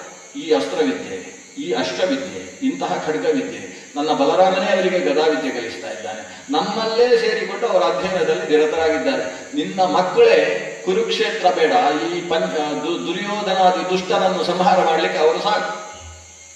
ನೀವು ಅಜ್ಞಾತವಾಸಕ್ಕೆ ಹೋಗುವುದಕ್ಕಿಂತ ಮುಂಚೆಯೇ ಈ ನಿನ್ನ 5 ಜನ ಮಕ್ಕಳು ಅವರನ್ನು ಸಂಹಾರ ಮಾಡಿ ರಾಜ್ಯ ನಿಮ್ಮ ಕೈಯಲ್ಲಿದೆ, ನಮ್ಮ ರಾಜ್ಯದಲ್ಲೇ ಬಂದು ಅಜ್ಞಾತವಾಸ ಮಾಡಿ ಅಂತ ಕರ್ಕೊಂಡು ಹೋಗ್ತಾರೆ. ನೀನೇನು ಯೋಚಿಸಬೇಕಾಗಿಲ್ಲ ಅಂತ ಕೃಷ್ಣ ದ್ರೌಪದಿ ದೇವಿಯನ್ನು ಸಮಾಧಾನ ಮಾಡ್ತಾನೆ. ದ್ರೌಪದಿ ದೇವಿಯನ್ನು ಕೃಷ್ಣ ಸಮಾಧಾನ ಮಾಡುವಾಗ ಉಳಿದವರೆಲ್ಲ ಕಿವಿ ಕೊಟ್ಟು ಕೇಳಿಸ್ತಾ ಇದ್ದಾರೆ. ಅಂತ ಏನು ಹೇಳ್ತಾನೆ ಕೃಷ್ಣ ಅಂತ ಕೇಳ್ತಾ ಇದ್ದಾರೆ ಸುತ್ತ ಸೇರಿಕೊಂಡು. ಧರ್ಮರಾಜ ಕೊನೆಗೆ ಹೇಳ್ತಾನೆ, ಕೃಷ್ಣ ಅದೊಂದು ಮಾಡಬೇಡ, ನಿನ್ನ ಸಾಮರ್ಥ್ಯ ನನಗೆ ಗೊತ್ತು, ನಿನ್ನನ್ನೇ ನಾವು ಶರಣ ಹೊಂದಿದವರು. ಆದರೆ ನಾವು ಅಜ್ಞಾತವಾಸ ಮುಗಿಸುವುದಕ್ಕಿಂತ ಮುಂಚೆಯೇ ನಮ್ಮ ಮಕ್ಕಳ ಮೂಲಕ ದುರ್ಯೋಧನಾದಿಗಳನ್ನು ಸಾಯಿಸುವ ಕೆಲಸ ಮಾಡಬೇಡ. ನೋಡಿ ಭೀಮಸೇನನ ಬಾಹು ನೋಡು. ಅವ್ರು ಹೇಳ್ತಾನೆ, ನಾನು ಅವತ್ತು ಪ್ರತಿಜ್ಞೆ ಮಾಡಿದ್ದೇನೆ ನನ್ನ ಕೈಯಲ್ಲೇ 100 ಜನ ಸಾಯಬೇಕು ಅಂತ. ನೀನು ಅವರ ಕೈಯಲ್ಲಿ ಸಾಯಿಸಿ ಇವನ ಪ್ರತಿಜ್ಞಾಭಂಗವನ್ನು ಮಾಡಿಸಬೇಡ. ಆ ಅರ್ಜುನ ಹೇಳ್ತಾ ಇದ್ದಾನೆ, ಕರ್ಣ ನನ್ನ ಕೈಯಲ್ಲೇ ಸಾಯಬೇಕು ಅಂತ. ನೀನು ಅವರ ಪ್ರತಿಜ್ಞೆಯನ್ನು ಮುರಿಯುವ ಕೆಲಸ ಮಾಡಿಸಬೇಡ. ಅಲ್ಲದೆ ನಾನು ಮಾತು ಕೊಟ್ಟಿದ್ದೇನಲ್ಲ, 13 ವರ್ಷ ಮುಗಿಸ್ತೇವೆ, ಅಜ್ಞಾತವಾಸವನ್ನು ಈಡೇರಿಸಿಯೇ ಬರುವುದು ಅಂತ ಹೇಳಿದ್ದೇವಲ್ಲ. ಅಜ್ಞಾತವಾಸ ಈಡೇರಿಸಿದ ಮೇಲೆ ಅರ್ಧರಾಜ್ಯ ನಮಗೆ ಕೊಡತಕ್ಕದ್ದು ಅಂತ ಅವತ್ತು ಕರಾರು ಆಗಿದೆ. ಅದನ್ನು ಮೀರಿದರೆ ಮತ್ತೆ ಯುದ್ಧ. ಆದ್ದರಿಂದ ಹೀಗೆಲ್ಲ ಮಾಡಬೇಡ ಅಂತ ಕೃಷ್ಣನ ಕಾಲು ಬೀಳುತ್ತಾನೆ ಧರ್ಮರಾಜ. ಕೃಷ್ಣ ತಾನು ಧರ್ಮರಾಜನಿಗೆ ನಮಸ್ಕಾರ ಮಾಡ್ತಾನೆ. ಇಷ್ಟೊಂದು ಪ್ರಕರಣ ನಡೆಯಿತು. ಇತ್ತ ಕಡೆ ಸತ್ಯಭಾಮೆ ಮತ್ತು ದ್ರೌಪದಿ ಒಳಗೋದು. ಇವರು ಏನು ಪಟ್ಟಾಂಗ ಹಾಕಲಿ ಅಂತ ದ್ರೌಪದಿ ಒಳಗೆ ಹೋದರು. ದ್ರೌಪದಿ ಮತ್ತು ಸತ್ಯಭಾಮಾದೇವಿಯಲ್ಲಿ ಒಂದು ವಿಶಿಷ್ಟವಾದ ಸಂಭಾಷಣೆ ನಡೆಯುತ್ತೆ. ಅದಕ್ಕೆ ಸತ್ಯಭಾಮ ದ್ರೌಪದಿ ಸಂಭಾಷಣ ಅಂತ ಆ ಪರ್ವಕ್ಕೆ ಹೆಸರು. ಅವರಿಬ್ಬರ ಧರ್ಮೋಪದೇಶ, ಸ್ತ್ರೀ ಧರ್ಮದ ಬಗ್ಗೆ ಒಂದು ವಿಶೇಷವಾದ ಬೆಳಕು ಇಲ್ಲಿದೆ. ಸತ್ಯಭಾಮೆ ಕೇಳ್ತಾಳೆ ದ್ರೌಪದಿ ಹತ್ರ, ನೀನು ಸ್ವಲ್ಪ ಮಂತ್ರ ಕಲ್ತಿದ್ದಿ ಅಂತ ಅನಿಸುತ್ತೆ, ತಂತ್ರಗಳನ್ನು ಕಲ್ತಿದ್ಯೋ ಏನು, ಆಮೇಲೆ ಈ ಔಷಧಿ ಹಾಕುವುದು ಅಂಥದ್ದೆಲ್ಲ ಕಲ್ತಿದ್ಯೋ? ಯಾಕಂದ್ರೆ 5 ಜನ ಗಂಡಂದಿರು, ನಮ್ಮ ಸ್ಥಿತಿಗೂ ನಿನ್ನ ಸ್ಥಿತಿಗೂ ಭಾರಿ ಅಜಗಜಾಂತರ. ನಮ್ಮಲ್ಲಿ ಒಬ್ಬ ಗಂಡನಿಗೆ 16,000 ಚಿಲ್ಲರೆ ಇದ್ದೇವೆ ನಾವು. ಇಲ್ಲಿ ಹಾಗಲ್ಲ, ಪಂಚಪತಿಯರಿದ್ದೀರಿ. ಆ ಪಂಚಪತಿಯರನ್ನು ಕೂಡ ನೀನು ಕೈಗೊಂಬೆಯ ಹಾಗೆ ಆಟ ಆಡಿಸ್ತೀಯಲ್ಲ. ನೀನು ಹೇಳಿದ ಹಾಗೆ ಅವರಿದ್ದಾರಲ್ಲ, ಬಹುಶಃ ಅವರಿಗೇನು ಮದ್ದು ಹಾಕಿರ್ಬೇಕು ನೀನು. ಈಗ ಇವಳ ಹತ್ರ ಮಾತಾಡಿಸು ಸತ್ಯಭಾಮೆ. ಕೆಲವು ಹೆಂಗಸರು ಹಾಗೆ ಮಾಡ್ತಾರಂತೆ, ಮದ್ದು ಹಾಕಿದ್ರೆ ಆಮೇಲೆ ಅವರು ಹೇಳಿದ ಹಾಗೆ ನಾಯಿಯ ಹಾಗೆ ಬೀರ ಮುಚ್ಚಿಕೊಂಡು ಕೂತಿರ್ತಾರಂತೆ. ಅಂತ ಸ್ಥಿತಿಯೆಲ್ಲ ಆಗುತ್ತಂತೆ. ಹಾಗೆ ಇಲ್ಲಿ ಹೋದರೆ ಕೆಲವು ಮಂತ್ರಗಳಿರ್ತವೆ, ಆ ಮಂತ್ರಗಳಿಂದ ವಶೀಕರಣ ಇರ್ತದೆ. ಹಾಗೆ ನೀನು ವಶೀಕರಣ ಮಾಡುವ ಹಾಗೆ ನಿಮ್ಮ ಪಾಂಚಾಲ ದೇಶದಲ್ಲೆಲ್ಲ ಸ್ವಲ್ಪ ಜಾಸ್ತಿ ಅಂತೆ, ಅದೆಲ್ಲ ಮಂತ್ರಗಿಂತ್ರ ಮಾಡುವುದೆಲ್ಲ ಜಾಸ್ತಿ. ಹಾಗೆ ಅಲ್ಲಿಂದ ನೀನು ಕಲ್ತುಕೊಂಡು ಬಂದಿದ್ಯೋ ಏನು ಕಥೆ? ಇಲ್ಲ, ಕೆಲವೊಂದು ಮಹಾವಿದ್ಯೆ ಇರ್ತದೆ, ಅದು ಮಹಾವಿದ್ಯೆ. ಆ ವಿದ್ಯೆಗಳ ಕಾರಣದಿಂದ ವಶ ಮಾಡುವುದಕ್ಕೆ ಸಾಧ್ಯ ಆಗ್ತದೆ ಅಂಥದ್ದು. ಅಥವಾ ಅವರಿಂದ ಏನಾದರೂ ಕೆಟ್ಟ ಕೆಲಸ ಮಾಡಿಸಿ ಆ ಲೂಪ್ ಹೋಲ್ಸ್ ಅಂತ ಅವರದ್ದು ಯಾವುದಾವುದೋ ಕೆಲವು ಒಂದೊಂದು ಛಿದ್ರಗಳನ್ನು ನೀನು ಇಟ್ಟುಕೊಂಡು ಆ ಛಿದ್ರದರ್ಶಿನಿಯಾಗಿ ನೀನು ನನ್ನ ಕೈ ಹೇಳಿದ ಹಾಗೆ ಕೇಳದೆ ಹೋದ್ರೆ ಅದನ್ನು ರಟ್ಟು ಮಾಡ್ತೇನೆ ಅಂತ ಹೇಳಿ ಹೀಗೇನಾದರೂ ಅವರನ್ನು ಕೈಯಲ್ಲಿ ಇಟ್ಟುಕೊಂಡಿದ್ಯೋ? ಇಂಥದ್ದೆಲ್ಲ ಒಂದು 6 ಕಾರಣಗಳುಂಟು. ಅದು ಸತ್ಯಭಾಮೆಗೆ ಗೊತ್ತಿರುವುದು ಅಂಥದ್ದೆಲ್ಲ ಮಾಡ್ಲಿಕ್ಕೆ ಆಗ್ತದೆ ಅಂತ. ಈ ಯಾವ ಕಾರಣದಿಂದ ನೀನು 5 ಪತಿಯರನ್ನು ಕೂಡ ಹೀಗೆ ಹಿಡಿತದಲ್ಲಿ ಇಟ್ಟುಕೊಂಡಿದ್ದಿ? ಅವರೆಲ್ಲರೂ ನೀನು ಹೇಳಿದ ಮಾತನ್ನು ಮೀರುವುದಿಲ್ಲ. ಅಲ್ಲದೆ ಮಾತನಾಡುವಾಗ, ತಾವು ಇನ್ನೊಬ್ಬರಲ್ಲಿ ಮಾತಾಡುವಾಗ ನಿನ್ನಲ್ಲಿ ತಾಯಿಗಿಂತ ದೊಡ್ಡ ಗೌರವವನ್ನು ತೋರಿಸ್ತಾರೆ. ದ್ರೌಪದಿಯ ಮಾತು ಹೀಗಿದೆ, ಪ್ರತಿಯೊಂದು ವಿಷಯದಲ್ಲೂ ಕೂಡ ನಿನ್ನ ನಿರ್ಧಾರವೇ ಅವರ ನಿರ್ಧಾರವಾಗುತ್ತೆ. ಈ ರೀತಿಯ ಅನ್ಯೋನ್ಯತೆ, ಈ ರೀತಿಯ ಹಿಡಿತ ಅದು ನಿನ್ನಿಂದ ಹೇಗೆ ಸಾಧ್ಯವಾಯಿತು? ದ್ರೌಪದಿ ದೇವಿ ನಕ್ಕು ಬಿಡ್ತಾಳೆ. ಅಕ್ಕ ಅಂತ ಆಕೆಯನ್ನು ಸಂಬೋಧನೆ ಮಾಡ್ತಾಳೆ. ನಾನು ಔಷಧಿ ಹಾಕಿ ಮಂತ್ರ ಮಾಡಿ ನನ್ನ ಪತಿಯನ್ನು ವಶದಲ್ಲಿ ಇಟ್ಟುಕೊಂಡ್ರೆ ರಾಕ್ಷಸಿ ಅಂತ ನನ್ನ ನೀನು ಕರೀಬೇಕು. ಯಾಕಂದರೆ ಔಷಧದಿಂದ ಅಥವಾ ಮಂತ್ರದಿಂದ ಒಬ್ಬ ಪತಿಯನ್ನು ಹಿಡಿತದಲ್ಲಿ ಇಟ್ಟುಕೊಂಡ್ರೆ ಯಾವಾಗ ಈ ಕಾರಣದಿಂದ ನಾನು ಹಿಡಿತದಲ್ಲಿ ಇದ್ದೇನೆ ಅನ್ನೋದು ಆತನಿಗೆ ಗೊತ್ತಾಗುತ್ತೋ ಅವತ್ತು ಈಕೆಯ ಕಥೆ ಮುಗಿಯಿತು ಅಂತ ಅರ್ಥ. ಆ ಸಂಸಾರ ಹಾಳಾಯಿತು ಅಂತ ಅರ್ಥ. ಸಂಸಾರ ಸರಿಯಾಗಿ ನಡಿಬೇಕಾದರೆ ಇದನ್ನು ಬಳಸಬಾರದು. ಇದು ತಾಮಸವಾದಂತಹ ವಿಧಾನ. ಅಂಥದ್ದನ್ನು ನಾನು ಮಾಡಲಿಲ್ಲ ಅಕ್ಕ. ಮತ್ತೆ ಹೇಗೆ ನಡೆಯಿತು? ಮಹಾಮಂತ್ರಗಳು, ನಾನಾ ರೀತಿಯ ವಿದ್ಯೆಗಳು, ಅಥವಾ ಅವರಲ್ಲಿರ್ತಕ್ಕಂತಹ ಯಾವುದೋ ಛಿದ್ರಗಳನ್ನು ಮನಸ್ಸಿನಲ್ಲಿ ಇಟ್ಟುಕೊಂಡು ಹಿಡಿತಕ್ಕೆ ಇಂಥದ್ದು ಯಾವುದೂ ಅಲ್ಲ. ನನ್ನ ನಡೆ, ನನ್ನ ವರ್ತನೆ ಅವರಿಗೆ ಇಷ್ಟ ಆಗಿದೆ ಅಷ್ಟೇ. ಅವರಿಗೆ ಇಷ್ಟವಾಗದೇ ಇದ್ದ ಒಂದೇ ಒಂದು ನಡೆಯನ್ನು ನಾನು ಮಾಡುವುದಿಲ್ಲ. ಎಲ್ಲಕ್ಕಿಂತ ಮುಖ್ಯವಾಗಿ ಅವಳು ಹೇಳ್ತಾಳೆ, ಒಂದು 8 ಕಾರಣಗಳನ್ನು ಕೊಡ್ತಾಳೆ. ಯಾಕೆ ನನ್ನ ಹಿಡಿತದಲ್ಲಿದ್ದಾರೆ ಅವರು? ನಾನು ಹಿಡಿತದಲ್ಲಿಟ್ಟುಕೊಂಡಿರುವುದಲ್ಲ ಅವರನ್ನು. ಮತ್ತೇನು, ಅವರು ನನ್ನ ಮೇಲೆ ಅಷ್ಟು ಪ್ರೀತಿಯನ್ನು ತೋರಿಸ್ತಾರೆ, ಜೊತೆಗೆ ನನ್ನ ಮೇಲೆ ಗೌರವ ಭಾವವನ್ನು ಹೊಂದಿದ್ದಾರೆ. ಆ ಗೌರವ ಭಾವಕ್ಕೆ ಕೆಲವು ಕಾರಣಗಳು. ಒಂದು, ನನ್ನ ಅತ್ತೆಯಾದಂತಹ ಕುಂತಿ, ಅವಳು ಹೇಳ್ತಾರೆ ಶಶ್ವ ಮಾತ್ರಾಚ ಕುಂತಿಯಾಚ ಅಂತ. ಆ ಕುಂತಿಯನ್ನು ತಾಯಿ ಅಂತ ಕರೀತಾಳೆ. ನನ್ನ ಅತ್ತೆಯಾದ ತಾಯಿ ಕುಂತಿ ಅಂತ ಹೇಳ್ತಾರೆ. ಅತ್ತೆಯಾದ ತಾಯಿ ಕುಂತಿದೇವಿ ಅವಳು ಕೆಲವು ನಿರ್ದೇಶನಗಳನ್ನು ನನಗೆ ಕೊಟ್ಟಿದ್ದಾಳೆ. ವರ್ಷದಲ್ಲಿ ಇಂತಹ ವಿಶೇಷಗಳನ್ನು ನಡೆಸಬೇಕು. ಆ ತಾಯಿ ಹೇಳಿದಂತಹ ಯಾವ ವಿಷಯಗಳನ್ನು ನಾನು ಬಿಡುವುದಿಲ್ಲ. ಆ ಮನೆಯಲ್ಲಿ ಬಂದ ಸಂಪ್ರದಾಯ ಹೀಗೆ ಅಂತ ಅವಳೇನು ನಿರ್ದೇಶಿಸಿದ್ದಾಳೆ ಅದನ್ನು ಅದೇ ರೀತಿಯಲ್ಲಿ ನಡೆಸಿಕೊಂಡು ಹೋಗ್ತೇನೆ. ಇದರಿಂದ ನನ್ನ ಪತಿಯರು ತುಷ್ಟರಾಗ್ತಾರೆ. ಎರಡನೆಯದು, ನಮ್ಮ ಪತಿಯರು ಯಾವುದೋ ನಮ್ಮ ಸಂಸಾರದ ಕೆಲಸಕ್ಕೋಸ್ಕರ ಅಥವಾ ವಿಜಯ ಯಾತ್ರೆ, ಜೈತ್ರ ಯಾತ್ರೆಗೋಸ್ಕರ ದೂರದ ಊರಿಗೆ ಹೋಗಿ ಅವರು ಬರ್ತಾ ಇದ್ದಾರೆ ಅಂತಾದಾಗ ನಾನು ಅವರಿಗೆ ಯಾವುದೆಲ್ಲ ಅಪೇಕ್ಷಿತವೋ ಅವೆಲ್ಲವನ್ನು ಅಷ್ಟು ಚೆನ್ನಾಗಿ ಸಜ್ಜುಗೊಳಿಸಿ ಅವರನ್ನು ಸ್ವಾಗತಿಸ್ತೇನೆ. ಪತಿಯರ ಜೊತೆಗೆ ವಿಹಾರಕ್ಕೆ ಹೋಗುವಂತಹ ಪ್ರಸಂಗದಲ್ಲಿ, ಪತಿಯರ ಜೊತೆಗೆ ಸಂಬಂಧಿಕರ ಬೇರೆ ಬೇರೆ ರೀತಿಯ ಕಾರ್ಯಗಳಲ್ಲಿ ಭಾಗವಹಿಸಬೇಕಾದಂತಹ ಸ್ಥಿತಿಯಲ್ಲಿ ನಾನು ಅಲಂಕಾರ ಮಾಡ್ತೇನೆ. ಅಲಂಕಾರ ಮಾಡಿಕೊಳ್ಳುವುದು ಏತಕ್ಕೆ? ನಮ್ಮ ಪತಿಯರು ಈ ಸತಿಯ ಜೊತೆಗೆ ಎಷ್ಟು ಆನಂದವಾಗಿದ್ದಾರೆ ಅನ್ನೋದು ಊರಿಗೆ ಗೊತ್ತಾಗುವುದಕ್ಕೋಸ್ಕರ ಹೊರತು ನನ್ನನ್ನು ಊರಿನವರು ನೋಡಬೇಕು ಅಂತಲ್ಲ. ನಾನು ಹೆಚ್ಚು ಅಲಂಕಾರ ಮಾಡಿಕೊಳ್ಳುವುದು ಮನೆಯಲ್ಲಿದ್ದಾಗಲೇ ಅಂತ ಒಂದು ಸೂಕ್ಷ್ಮವನ್ನೆಲ್ಲ ಬಿಡಿಸಿಕೊಡುತ್ತಾಳೆ. ಇದು ಅನೇಕರಿಗೆ ಮಾರ್ಗದರ್ಶಕವೂ ಆಗುವುದು. ಅನೇಕರಲ್ಲಿ ಹೇಗಿದೆ ಅಂದರೆ, ಅಲಂಕಾರ ಯಾವಾಗ? ಮನೆಯಿಂದ ಹೊರಗೆ ಹೋಗುವಾಗ. ಮನೆಯಲ್ಲಿ ಒಂದೇ ಬಟ್ಟೆಯನ್ನು ತಲೆಯಿಂದ ಕೆಳಗೆ ತನಕ ಹಾಕೊಳ್ಳುವುದು, ಅದು ಹೇಗಿದ್ರು ತೊಂದರೆ ಇಲ್ಲ ಅಂತ ಕೆಲವರು ಇರ್ತಾವೆ. ಆದರೆ ಈಕೆ ಹೇಳ್ತಾಳೆ, ನಾನು ಸಾಲಂಕೃತರಾಗಿ ಮನೆಯಲ್ಲಿ ಇರ್ತೇನೆ. ಯಾಕಂದ್ರೆ ನಮ್ಮನ್ನು ನೋಡಿ ಖುಷಿ ಪಡಬೇಕಾದವರು ಮನೆಯಲ್ಲಿರುವುದು. ಆದ್ರಿಂದ ಮನೆಯಲ್ಲಿ ಅಲಂಕೃತರಾಗಿರಬೇಕು. ಹೊರಗೆ ಹೋಗುವಾಗ ವಿಶೇಷ ಬಂಗಾರವನ್ನು ಹಾಕಿಕೊಂಡು ಹೋಗುದು. ಯಾಕಂದ್ರೆ ಈ ದಂಪತಿಗಳು ಎಷ್ಟು ಅನ್ಯೋನ್ಯವಾಗಿದ್ದಾರೆ, ನಾವು ಹಾಗಿರ್ಬೇಕಲ್ಲ ಅಂತ ಇನ್ನೊಬ್ಬರಿಗೆ ಗೊತ್ತಾಗಬೇಕು. ನಮ್ಮ ಪತಿಯರ ಮೇಲೆ ಊರಿನವರಿಗೆ ಏನು ಹೆಣ್ಣನ್ನು ಸರಿಯಾಗಿ ನೋಡಿಕೊಳ್ಳುವುದಿಲ್ಲ, ಒಂದು ಬಂಗಾರ ಮೈ ಮೇಲೆ ಹಾಕುವುದಿಲ್ಲ ಈ ಗಂಡ ಅಂತ ಯಾರು ಅನ್ಕೊಳ್ಬಾರ್ದು. ಅವರ ಗೌರವಕ್ಕೆ ಚ್ಯುತಿ ಬರಬಾರದು ಅನ್ನುವ ದೃಷ್ಟಿಯಿಂದ ನಾವು ಹೊರಗೆ ವಿಹಾರಕ್ಕೆ ಹೋಗುವಾಗ ಅಲಂಕೃತರಾಗುವುದೇ ಹೊರತು ಊರಿನ ಜನ ಎಲ್ಲ ನಮ್ಮನ್ನು ನೋಡಲಿ ಅಂತ ನಾವು ಅಲಂಕಾರ ಮಾಡಿಕೊಳ್ಳುವುದಲ್ಲ. ಹಾಗೆ ನಾನಿದ್ದೇನೆ. ಇನ್ನೊಂದು ಅಂಶವನ್ನು ಆಕೆ ಹೇಳ್ತಾರೆ. ಇದೆಲ್ಲ ಸ್ತ್ರೀ ಧರ್ಮ ಏನಿದೆ, ಸ್ತ್ರೀ ಧರ್ಮ ಅನ್ನುವ ವಿಧಾನ, ಅದನ್ನು ಅನುಸರಿಸಿಕೊಂಡು ಹೇಳ್ತಕ್ಕಂತಹ ಮಾತುಗಳು. ಮನೆಯ ಅಂತಃಪುರ ಮತ್ತು ವ್ಯವಹಾರ ಇದರ ಎಲ್ಲ ಜವಾಬ್ದಾರಿಯನ್ನು ನಾನು ವಹಿಸಿಕೊಂಡಿದ್ದೇನೆ ಅಕ್ಕ. ನಮ್ಮ ಮನೆಯಲ್ಲಿ ಇವತ್ತು 36 ವರ್ಷ ರಾಜ್ಯಭಾರ ಆಗುವಾಗ ನಾವಿದ್ವಿ ಅಲ್ವಾ ಅಲ್ಲಿ ಇಂದ್ರಪ್ರಸ್ಥದಲ್ಲಿ. ಇಂದ್ರಪ್ರಸ್ಥದಲ್ಲಿ ರಾಜ್ಯಭಾರದ ಸಂದರ್ಭದಲ್ಲಿ ಧರ್ಮರಾಜನ ಜೊತೆಗೆ 88,000 ಜನ ಋಷಿಗಳು ಅಲ್ಲಿ ವಾಸವಾಗಿದ್ದಾರೆ.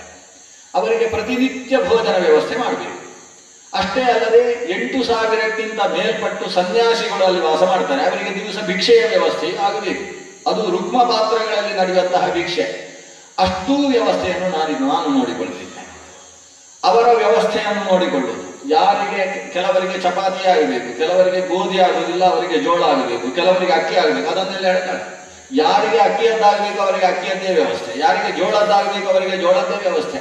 ನನಗೆ ಯಾರಿಗೆ ಏನು ಬೇಕು ಅನ್ನುವುದೆಲ್ಲ ನನ್ನ ತಲೆಯಲ್ಲಿ ಇರ್ತಿತ್ತು. ಆ ವ್ಯವಸ್ಥೆಯನ್ನು ನಾನು ನೋಡಿಕೊಳ್ತಿದ್ದೆ. ಅಲ್ಲದೆ ನಮ್ಮ ಅರಮನೆಯ ಅಂತಃಪುರಕ್ಕೆ ಸಂಬಂಧಪಟ್ಟ ಹಾಗೆ ಒಟ್ಟು 1,00,000 ದಾಸಿಯರಿದ್ದಾರೆ ನಮ್ಮ ಅರಮನೆಯಲ್ಲಿ. ಅವರಷ್ಟು ಜನರ ಹೆಸರು ನಂಗೆ ಗೊತ್ತಿತ್ತು ಅಂತ ಹೇಳ್ತಾರೆ. ನಮ್ಮಲ್ಲೆಲ್ಲ 10 ಜನ ಕೆಲಸದವರಿದ್ರೆ ಒಬ್ಬರ ಹೆಸರು ಕನ್ಫ್ಯೂಸ್ ಆಗುತ್ತೆ ಮನುಷ್ಯನಿಗೆ. ಇದು ಹಾಗಲ್ಲ, ಅಷ್ಟೂ ದಾಸಿಯರ ಹೆಸರು ನನಗೆ ಗೊತ್ತಿತ್ತು. ಯಾರ್ಯಾರಿಗೆ ಯಾವ ಯಾವ ವಿಶೇಷ ಫಂಕ್ಷನ್ ಇದೆ ಮನೆಯಲ್ಲಿ, ಯಾವಾಗ ಮಗಳಿಗೆ ಮದುವೆ, ಯಾರ ಮಕ್ಕಳಿಗೆ ಮದುವೆ, ಅದಕ್ಕೆ ಸರಿಯಾಗಿ ಏನು ಉಡುಗೊರೆ ಕೊಡಬೇಕು, ಇದೆಲ್ಲ ನನಗೆ ಪ್ರತಿಯೊಂದು ಗೊತ್ತಿತ್ತು. ಅವರ ಗಂಡನ ಹೆಸರು ಗೊತ್ತಿತ್ತು, ಅವರ ಮನೆಯ ಪರಿಸ್ಥಿತಿ ಗೊತ್ತಿತ್ತು, ಅವರಿಗೆ ಯಾರಿಗೆ ಎಷ್ಟು ಸಂಬಳ, ಯಾರಿಗೆ ಯಾವ ವರ್ಷದಲ್ಲಿ ಸಂಬಳ ಜಾಸ್ತಿ ಆಗಬೇಕು, ಅವೆಲ್ಲವನ್ನು ನಾನು ಲೆಕ್ಕ ಇಟ್ಟುಕೊಂಡಿದ್ದೆ. ಊಟದ ವ್ಯವಸ್ಥೆ, ದಾಸದಾಸಿಯರ ವ್ಯವಸ್ಥೆ, ಇವೆಲ್ಲವನ್ನು ನಾನೇ ನೋಡಿಕೊಳ್ತಿದ್ದೆ.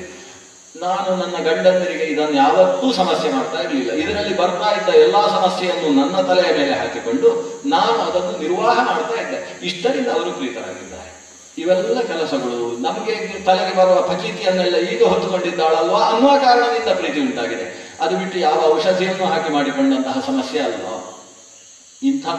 ಇನ್ನೊಂದು ಮಾತು ಹೇಳ್ತಾಳೆ ಯಾಕೆ, ನಾನು ಇನ್ನೊಬ್ಬರಲ್ಲಿ ಮಾತನಾಡುವಾಗ ಯಾವತ್ತೂ ಪತಿಯರನ್ನು ಧಿಕ್ಕರಿಸುವುದಕ್ಕೆ ಬರುವ ವ್ಯಕ್ತಿಯನ್ನು ಕೂಡ ಉಂಟು ಮಾಡ್ತಿರ್ಲಿಲ್ಲ.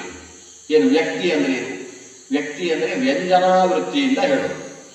ಇದು ನೇರವಾಗಿ ಹೇಳುವುದು ಬೇರೆ, ಅದರಿಂದ ವ್ಯಕ್ತವಾಗುವ ಹಾಗೆ ಹೇಳುವುದು ಬೇರೆ. ಶಬ್ದ ಬೇರೆ ಇರ್ತದೆ, ಅಭಿವ್ಯಕ್ತಿ ಬೇರೆ ಇರ್ತದೆ. ಪತಿಯರನ್ನು ಧಿಕ್ಕರಿಸುವ ಅಭಿವ್ಯಕ್ತಿ ಉಂಟಾಗುವ ಹಾಗೆ, ಅದರಿಂದ ಆ ರೀತಿಯ ವಾಸನೆ ಹುಟ್ಟುವ ಹಾಗೆಯೂ ನಾನು ಮಾತಾಡ್ತಿರ್ಲಿಲ್ಲ. ಅಲ್ಲದೆ ನಮ್ಮ ಗಂಡಂದಿರ ಕಡೆಯವರನ್ನು, ಅರ್ಥಾತ್ ಅತ್ತೆಗೆ ಸಂಬಂಧಪಟ್ಟವರು, ಇವರ ತಂಗಿ, ಇವರ ಅಕ್ಕ, ಇಂಥವರು ಯಾರಾದರೂ ಕೂಡ ಅವರನ್ನು ಅತಿ ಗೌರವದಿಂದ ನಾನು ಉಲ್ಲೇಖ ಮಾಡ್ತಾ ಇದ್ದೆ. ಇವೆಲ್ಲ ಕಾರಣದಿಂದ ಪತಿ ಕಡೆ ನಮ್ಮ ಪತಿ ನಮ್ಮನ್ನು ಪ್ರೀತಿಸ್ತಾರೆ. ಇವತ್ತು ಕೆಲವು ಸೂಕ್ಷ್ಮಗಳನ್ನು ಆಕೆ ಹೇಳುವುದು. ಕೆಲವು ಮನೆಗಳಲ್ಲಿ ಏನು ಸಮಸ್ಯೆ ಇರ್ತದೆ ಅಂದರೆ, ಮನೆಯಲ್ಲಿ 2 ಥರದ ಲೋಟ ಇಟ್ಟುಕೊಂಡಿರ್ತಾರೆ. ಒಂದು ನಮ್ಮ ಕಡೆಯವರು ಬಂದರೆ ಕಾಫಿ ಕೊಡಲಿಕ್ಕೆ ಅಂತ, ಇನ್ನೊಂದು ಗಂಡನ ಕಡೆಯವರು ಬಂದರೆ ಅದು ಚಿಕ್ಕದಿರ್ತದೆ, ಇದು ದೊಡ್ಡದಿರ್ತದೆ. ಇಂತಹ ತಾರತಮ್ಯಗಳೆಲ್ಲ ನಡೀತಾ ಇರ್ತಾರೆ. ಆದರೆ ಸ್ತ್ರೀ ಧರ್ಮವನ್ನು ನಿರೂಪಣೆ ಮಾಡುವಾಗ ಹೇಳ್ತಾರೆ, ಸ್ತ್ರೀಯರು ಮದುವೆಯಾದಂತಹ ಸ್ಥಿತಿಯಲ್ಲಿ ಸ್ವಗೋತ್ರಾದ ದ್ರಶ್ಯತೆ ನಾರಿ ಸಪ್ತಮೇ ಪದೇ ಅಂದರೆ ಸಪ್ತಪದಿ ಅಂತ ಏನು ನಡೆಯುತ್ತೆ ಅದರಲ್ಲಿ ಸ್ವಗೋತ್ರಾದ ಭ್ರಶ್ಯತೆ ನಾರಿ. ನಾರಿ ತನ್ನ ಗೋತ್ರವನ್ನು ಬಿಟ್ಟು ಇನ್ನೊಂದು ಗೋತ್ರಕ್ಕೆ ಸೇರಿಬಿಡ್ತಾಳೆ, ಇನ್ನೊಂದು ಕುಟುಂಬಕ್ಕೆ ಸೇರಿಬಿಡ್ತಾಳೆ. ವಿವಾಹಾತ್ ಸಪ್ತಮೇ ಪದೇ. ಆ ವಿವಾಹದ ಸ್ಥಿತಿಯಲ್ಲಿ ಸಪ್ತಪದಿ ಅನ್ನುವ ಪ್ರಕ್ರಿಯೆಯಲ್ಲಿ 7ನೇ ಹೆಜ್ಜೆ ಇಟ್ಟಾಗ ಆಕೆಯ ಗೋತ್ರ ವ್ಯತ್ಯಾಸವಾಗುತ್ತೆ. ಅಂದರೆ ಆಕೆ ಒಂದು ಕುಲದಿಂದ ಬಂದವಳು ಇನ್ನೊಂದು ಕುಲದ ಜೊತೆಗೆ ಬೆರೆತು ಬಿಡ್ತಾಳೆ. ಬಂಗಾರದ ಹಾಗೆ, ಕಂಚಿನ ಹಾಗಲ್ಲ. ಸಾಮಾನ್ಯವಾಗಿ ಸ್ತ್ರೀಯರನ್ನು ಬಂಗಾರ ಅಂತ ಉಲ್ಲೇಖ ಮಾಡೋದು, ಗಂಡಸರನ್ನು ಕಂಚು ಅಂತ ಉಲ್ಲೇಖ ಮಾಡುವುದಿಲ್ಲ, ಆದರೆ ಮಾಡಬೇಕು ವಸ್ತುತ. ಬಂಗಾರ ಮತ್ತು ಕಂಚಿಗೆ ಇರುವ ವ್ಯತ್ಯಾಸ ಏನು? ಬಂಗಾರ ಏನು ಬೇಕಾದರೂ ಪರಿವೃತ್ತಿಯನ್ನು ಹೊಂದುವಂತಹ ಸಾಮರ್ಥ್ಯ ಬಂಗಾರದಲ್ಲಿ ಇರುತ್ತದೆ. ಅದು ಕಿವಿಯಲ್ಲಿದ್ದದ್ದು ಸಾಕಾಯಿತು ಅನಿಸಿದ್ರೆ ಅದನ್ನು ಉಂಗುರವಾಗಿ ಕೈಗೆ ಮಾಡಿಕೊಳ್ಬಹುದು, ಕೈಗೆ ಮಾಡಿ ಹಾಗೆ ಸಾಕಾಯಿತು ಅಂತ ಹೇಳಿದ್ರೆ ಮೂಗಿಗೂ ಮಾಡಿಕೊಳ್ಬಹುದು.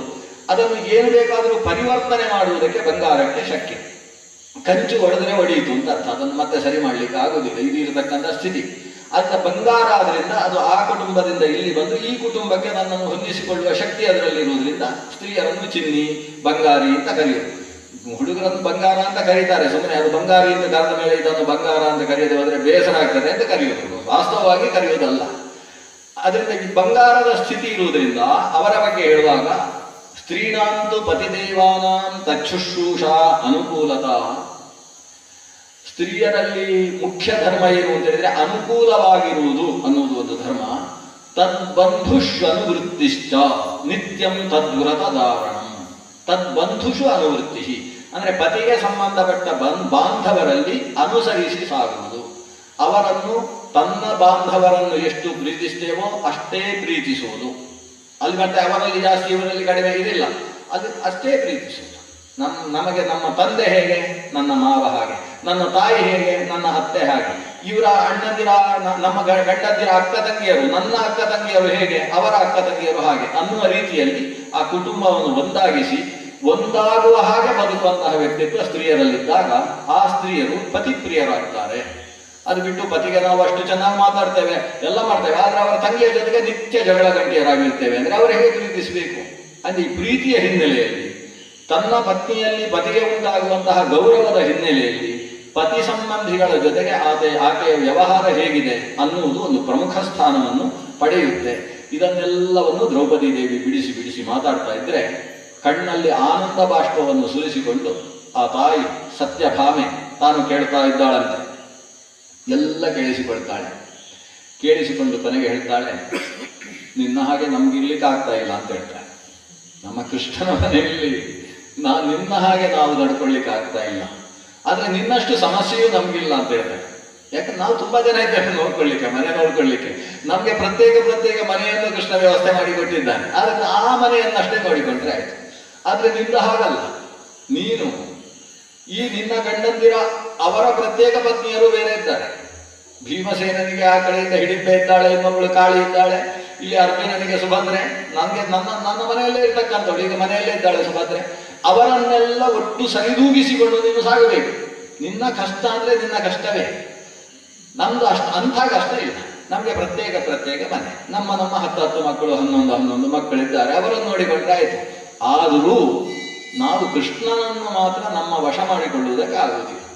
ಯಾಕಂದ್ರೆ ಕೃಷ್ಣ ಎಲ್ಲರ ವಶ, ಅವನು ಎಲ್ಲರಿಗೂ ವಶೀಭೂತ. ನಮ್ಮನ್ನೇ ಅವನು ಪ್ರೀತಿಸ್ತಾನೆ, ನಮ್ಮನ್ನೇ ಪ್ರೀತಿಸಬೇಕು, ನಮ್ಗೆ ಮಾಡ್ಲಿಕ್ಕೆ ಆಗ್ತಾ ಇಲ್ಲ.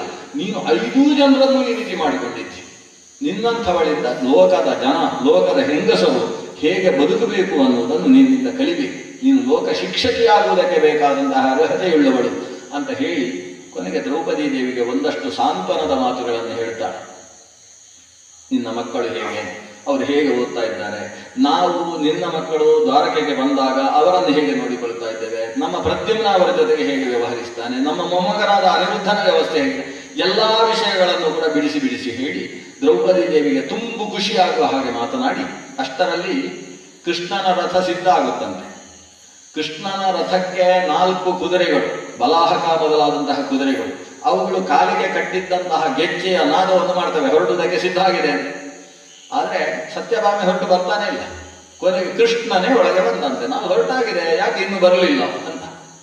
ಸತ್ಯಭಾಮೆ ಇಷ್ಟು ಹೊತ್ತಾಯ್ತಾ ನಾವು ಮಾತಾಡ್ತಾ ಅಂತ ಎದ್ದು ನಿಂತು ದ್ರೌಪದಿ ದೇವಿಯನ್ನು ಆಲಿಂಗಿಸಿ, ಕೃಷ್ಣನು ಕೂಡ ದ್ರೌಪದಿ ದೇವಿಗೆ ಸಾಂತ್ವನದ 2 ಮಾತುಗಳನ್ನು ಹೇಳಿ ಜೊತೆಗೆ ಇವರಿಂದ ಬೀಳ್ಕೊಳ್ಳಲ್ಪಟ್ಟು ರಥವನ್ನೇರಿ ಕೃಷ್ಣ ಸಾಗಿದ ಅನ್ನುವುದು ಒಂದು ಸತ್ಯಭಾಮ ಮತ್ತು ದ್ರೌಪದಿ ದೇವಿಯ ಮಾತುಕತೆಗೆ ಸಂಬಂಧಪಟ್ಟಂತಹ ಪರ್ವದ ಬಹಳ ಸುಂದರವಾದ ನಿರೂಪಣೆ. ಮಹಾಭಾರತದಲ್ಲಿ ಗಂಡಸರು ಹೆಂಗಸರು ಇಬ್ಬರೂ ಅವಶ್ಯ ಓದಿ ಅರ್ಥ ಮಾಡಿಕೊಳ್ಳಬೇಕಾದ ಒಂದು ಭಾಗ. ಅದು ಸತ್ಯಭಾಮ ಮತ್ತು ದ್ರೌಪದಿ ದೇವಿಯ ಒಂದು ಸಂಭಾಷಣೆಯ ಪರ್ವ. ಇನ್ನು ಮಾರ್ಕಂಡೇಯರು ಇಲ್ಲಿದ್ದಾರೆ. ಕೃಷ್ಣ ಮಾತಾಡ್ತಾ ಇರುವಷ್ಟು ಹೊತ್ತು ಮಾರ್ಕಂಡೇಯರು ಸುಮ್ಮನಿದ್ರು. ಆದರೆ ಮಾರ್ಕಂಡೇಯರು ಮಾತು ಶುರು ಮಾಡಿದರೆ ನಿಲ್ಲಿಸುವವರೇ ಅಲ್ಲ. ಅವರಲ್ಲಿರುವ ಜ್ಞಾನವೂ ದೊಡ್ಡದು.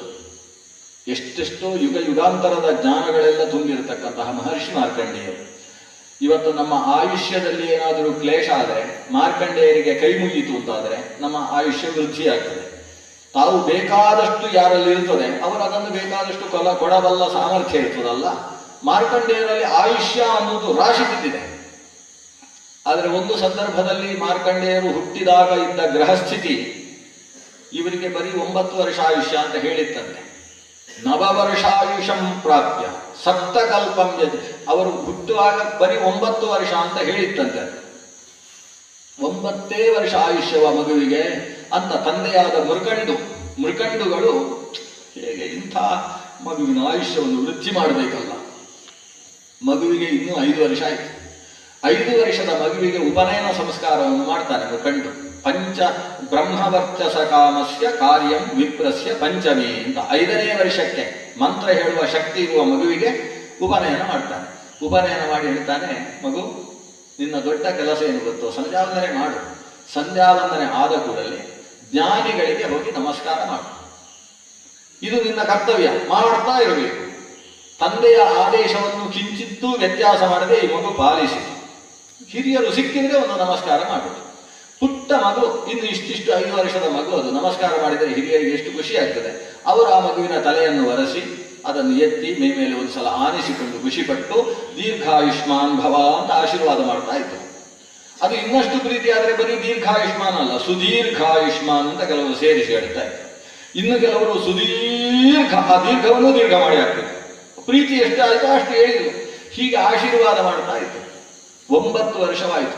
ಈ ಮಗು ಏನು ತಮ್ಮ ಮನೆಯಲ್ಲಿರುವ ಹಿರಿಯರಿಗೆ ಮಾತ್ರ ನಮಸ್ಕಾರ ಮಾಡುವುದಲ್ಲ, ಅಕ್ಕಪಕ್ಕದ ಆಶ್ರಮದಲ್ಲಿ ಜ್ಯೇಷ್ಠರು ದೂರದಿಂದ ಬಂದಿದ್ದಾರೆ ಎಂದು ಗೊತ್ತಾದ್ರೆ ಸರಿ ಅಲ್ಲಿಗೆ ಓಡುವುದು.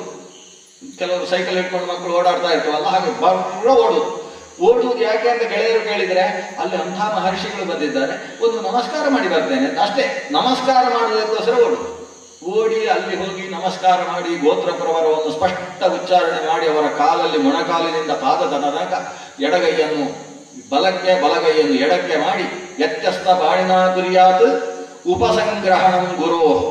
ತನ್ನ ಬಲಗೈಯನ್ನು ಕಿವಿಯನ್ನು ಬಲಗೈಯಿಂದ ಎಡಗಿವಿಯನ್ನು ಎಡಗೈಯಿಂದ ಮುಟ್ಟಿಕೊಂಡು ಸ್ಪಷ್ಟವಾಗಿ ಗೋತ್ರೋಚ್ಚಾರಣೆ ಮಾಡಿ ಆಮೇಲೆ ಅವರ ಬಲಗಾಲನ್ನು ಬಲಗೈಯಿಂದ ಮುಟ್ಟುವುದಕ್ಕೋಸ್ಕರ ಆ ಕಡೆ ಈ ಕಡೆ ಮಾಡಿ, ಕೆಲವರು ಇಲ್ಲೇ ಆ ಕಡೆ ಈ ಕಡೆ ಮಾಡ್ತಾರೆ ಶಾಸ್ತ್ರ ನಿಷಿದ್ಧವಾದ ವಿಷಯದಲ್ಲಿ, ಅಲ್ಲಿ ಆ ಕಡೆ ಈ ಕಡೆ ಮಾಡಿ ಅವರ ಪಾದವನ್ನು ಮುಟ್ಟುವುದಕ್ಕೆ ಅಭಿವಾದನ ಅಂತ ಹೆಸರು.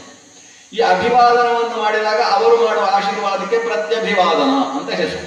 ಅಭಿವಾದನಕ್ಕೆ ಪ್ರತಿ ಅವರು ಮಾಡತಕ್ಕಂಥ ಆಶೀರ್ವಾದ. ಆ ಆಶೀರ್ವಾದ ಇಂಥವರಿಗೆ ಹೀಗೆ ಮಾಡಬೇಕು ಅಂತ ಶಾಸ್ತ್ರದಲ್ಲಿ ಹೇಳಿರ್ತದೆ. ಯಾರಿಗೆ ಪ್ರತ್ಯಭಿವಾದನ ಮಾಡ್ಲಿಕ್ಕೆ ಬರುವುದಿಲ್ಲ ಅವರಿಗೆ ಅಭಿವಾದನ ಮಾಡಿದವ ಸ್ನಾನ ಮಾಡಿ ಬರಬೇಕು ಅಂತ ಅವರಿಗೆ ಪ್ರಾಯಶ್ಚಿತ್ತ ಹೇಳ್ತಾರೆ.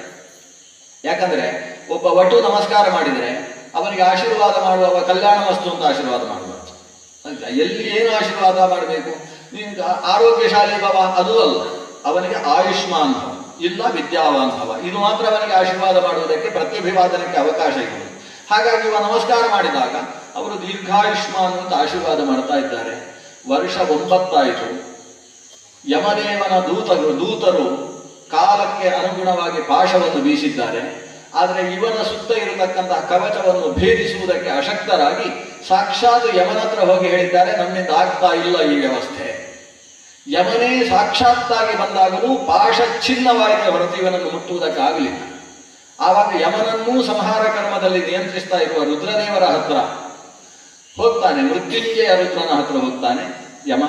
ಹೀಗಾಗಿದೆ, ನಮ್ಮ ಚಿತ್ರಗುಪ್ತನ ಬರಹದ ಪ್ರಕಾರ ಇವತ್ತು ಆತನ ಆಯುಷ್ಯ ಮುಗಿದಿದೆ, ಆದರೆ ತರುವುದಕ್ಕೆ ಸಾಧ್ಯವಾಗ್ತಾ ಇಲ್ಲ ಸ್ವಾಮಿ. ರುದ್ರದೇವರು ನಕ್ಕು ಹೇಳ್ತಾರಂತೆ, ಆತನ ಸುತ್ತ ಒಂದು ಕವಚ ಇದೆ. ಆ ಕವಚ ವಿಪ್ರಾಶೀರ್ವಾದ ಅನ್ನೋ ಕವಚ. ಅವರ ಮಾತು ಸುಳ್ಳಾಗುವುದಕ್ಕೆ ಸಾಧ್ಯ ಇಲ್ಲ. ಭಗವಂತನನ್ನು ಸ್ಮರಿಸಿ ಆಯುಷ್ಮಾನ್ ಭವ ಅಂತ ಅವರು ಹೇಳಿದ್ದಾರೆ, ದೀರ್ಘಾಯುಷ್ಮಾನ್ ಅಂತ ಹೇಳಿದ್ದಾರೆ. ಆ ಭಗವಂತನ ಸ್ಮರಣೆಯಿಂದ ಮಾಡಿದ ಆಶೀರ್ವಾದ ಅನ್ನುವುದು ವಿಪ್ರವಾಕ್ಯೋ ಜನಾರ್ದನ ಅನ್ನುವ ಮಾತಿಗೆ ಅನುಗುಣವಾದದ್ದು. ಅದು ಭಗವಂತನ ಮಾತು ಅಂತ ಅರ್ಥ. ಆದ್ರಿಂದ ನಿಮ್ಮ ಪುಸ್ತಕದಲ್ಲಿ ತಿದ್ದುವುದು ಒಳ್ಳೆಯದು. ನೀವು ಪುಸ್ತಕವನ್ನೇ ತಿದ್ದಿ, ಅಲ್ಲಿ ನವವರ್ಷ ಅಂತಿದೆ ಅಲ್ವಾ, ಅದನ್ನು ಸಪ್ತಕಲ್ಪ ಅಂತ ಮಾಡಿ. ನವಕಲ್ಪ ಅಂತ ಮಾಡಬೇಡಿ, ಸ್ವಲ್ಪ ಜಾಸ್ತಿ ಆಗ್ತದೆ. ನವವರ್ಷ ಇದ್ದದ್ದನ್ನು ತೆಗೆದು ಸಪ್ತಕಲ್ಪ ಅಂತ ಮಾಡಿ. ಹೀಗೆ ಸಪ್ತಕಲ್ಪ ಪರಿಮಿತವಾದ ಆಯುಷ್ಯವನ್ನು ಪಡೆದಂತಹ ಮಾರ್ಕಂಡೇಯ. ಸಪ್ತ ಚಿರಜೀವಿಗಳು ಅಂತ ಅಲ್ಲಿಯ ತನಕ ಪ್ರಸಿದ್ಧಿ ಆದರಲ್ಲಿ 8ನೆಯ ಚಿರಜೀವಿ ಅಂತ ಮಾರ್ಕಂಡೇಯನ ಪ್ರವೇಶವಾಯಿತು. ಅಶ್ವತ್ಥಾಮ, ಬಲಿಹಿ, ವ್ಯಾಸಃ, ಹನುಮಾನುಶ್ಚ ವಿಭೀಷಣ, ಕೃಪ ಪರಶುರಾಮಶ್ಚ ಸಪ್ತೈತೆ ಚಿರಜೀವಿನಃ, ಸಪ್ತೈತಾನ್ ಪ್ರಥಮಂ ನತ್ವಾ ಮಾರ್ಕಂಡೇಯಂ ಅಥಾಷ್ಟಮಂ ಜೀವೇದು ವರ್ಷಶತಂ ಸಾಗ್ರಂ ಅಪಮೃತ್ಯು ವಿವರ್ಜಿತಃ. 7 ಚಿರಜೀವಿಗಳ ಜೊತೆಗೆ 8ನೆಯವನನ್ನಾಗಿ ಮಾರ್ಕಂಡೇಯನನ್ನು ಸೇರಿಸಿಕೊಳ್ಳಬೇಕು ಅನ್ನುವ ವ್ಯಕ್ತಿತ್ವವನ್ನು ಪಡೆದ. ಅವನನ್ನು ಪ್ರಾರ್ಥನೆ ಮಾಡುವುದೇ ಹಾಗೆ, ಮಾರ್ಕಂಡೇಯ ಮಹಾಭಾಗ ಸಪ್ತಕಲ್ಪಾಂತ ಜೀವನ ಆಯುರಾರೋಗ್ಯಮೈಶ್ವರ್ಯಂ ದೇಹಿ ಮೇ ಮುನಿಪುಂಗವ. ನಮಗೆ ದೀರ್ಘಾಯುಷ್ಯವನ್ನು ಪಡೆದ, ನಿರಂತರ ಯೌವನದಲ್ಲೇ ಇರತಕ್ಕಂತಹ ನೀನು ನಮಗೆ ಚಿರ ಯೌವನವನ್ನು, ನಿರಂತರವಾದ ಆರೋಗ್ಯಪರಸ್ಪರವಾದ ಆಯುಷ್ಯವನ್ನು ಕೊಡು ಅಂತಲೇ ಅವನ ಹತ್ರ ಪ್ರಾರ್ಥನೆ ಮಾಡುವುದು.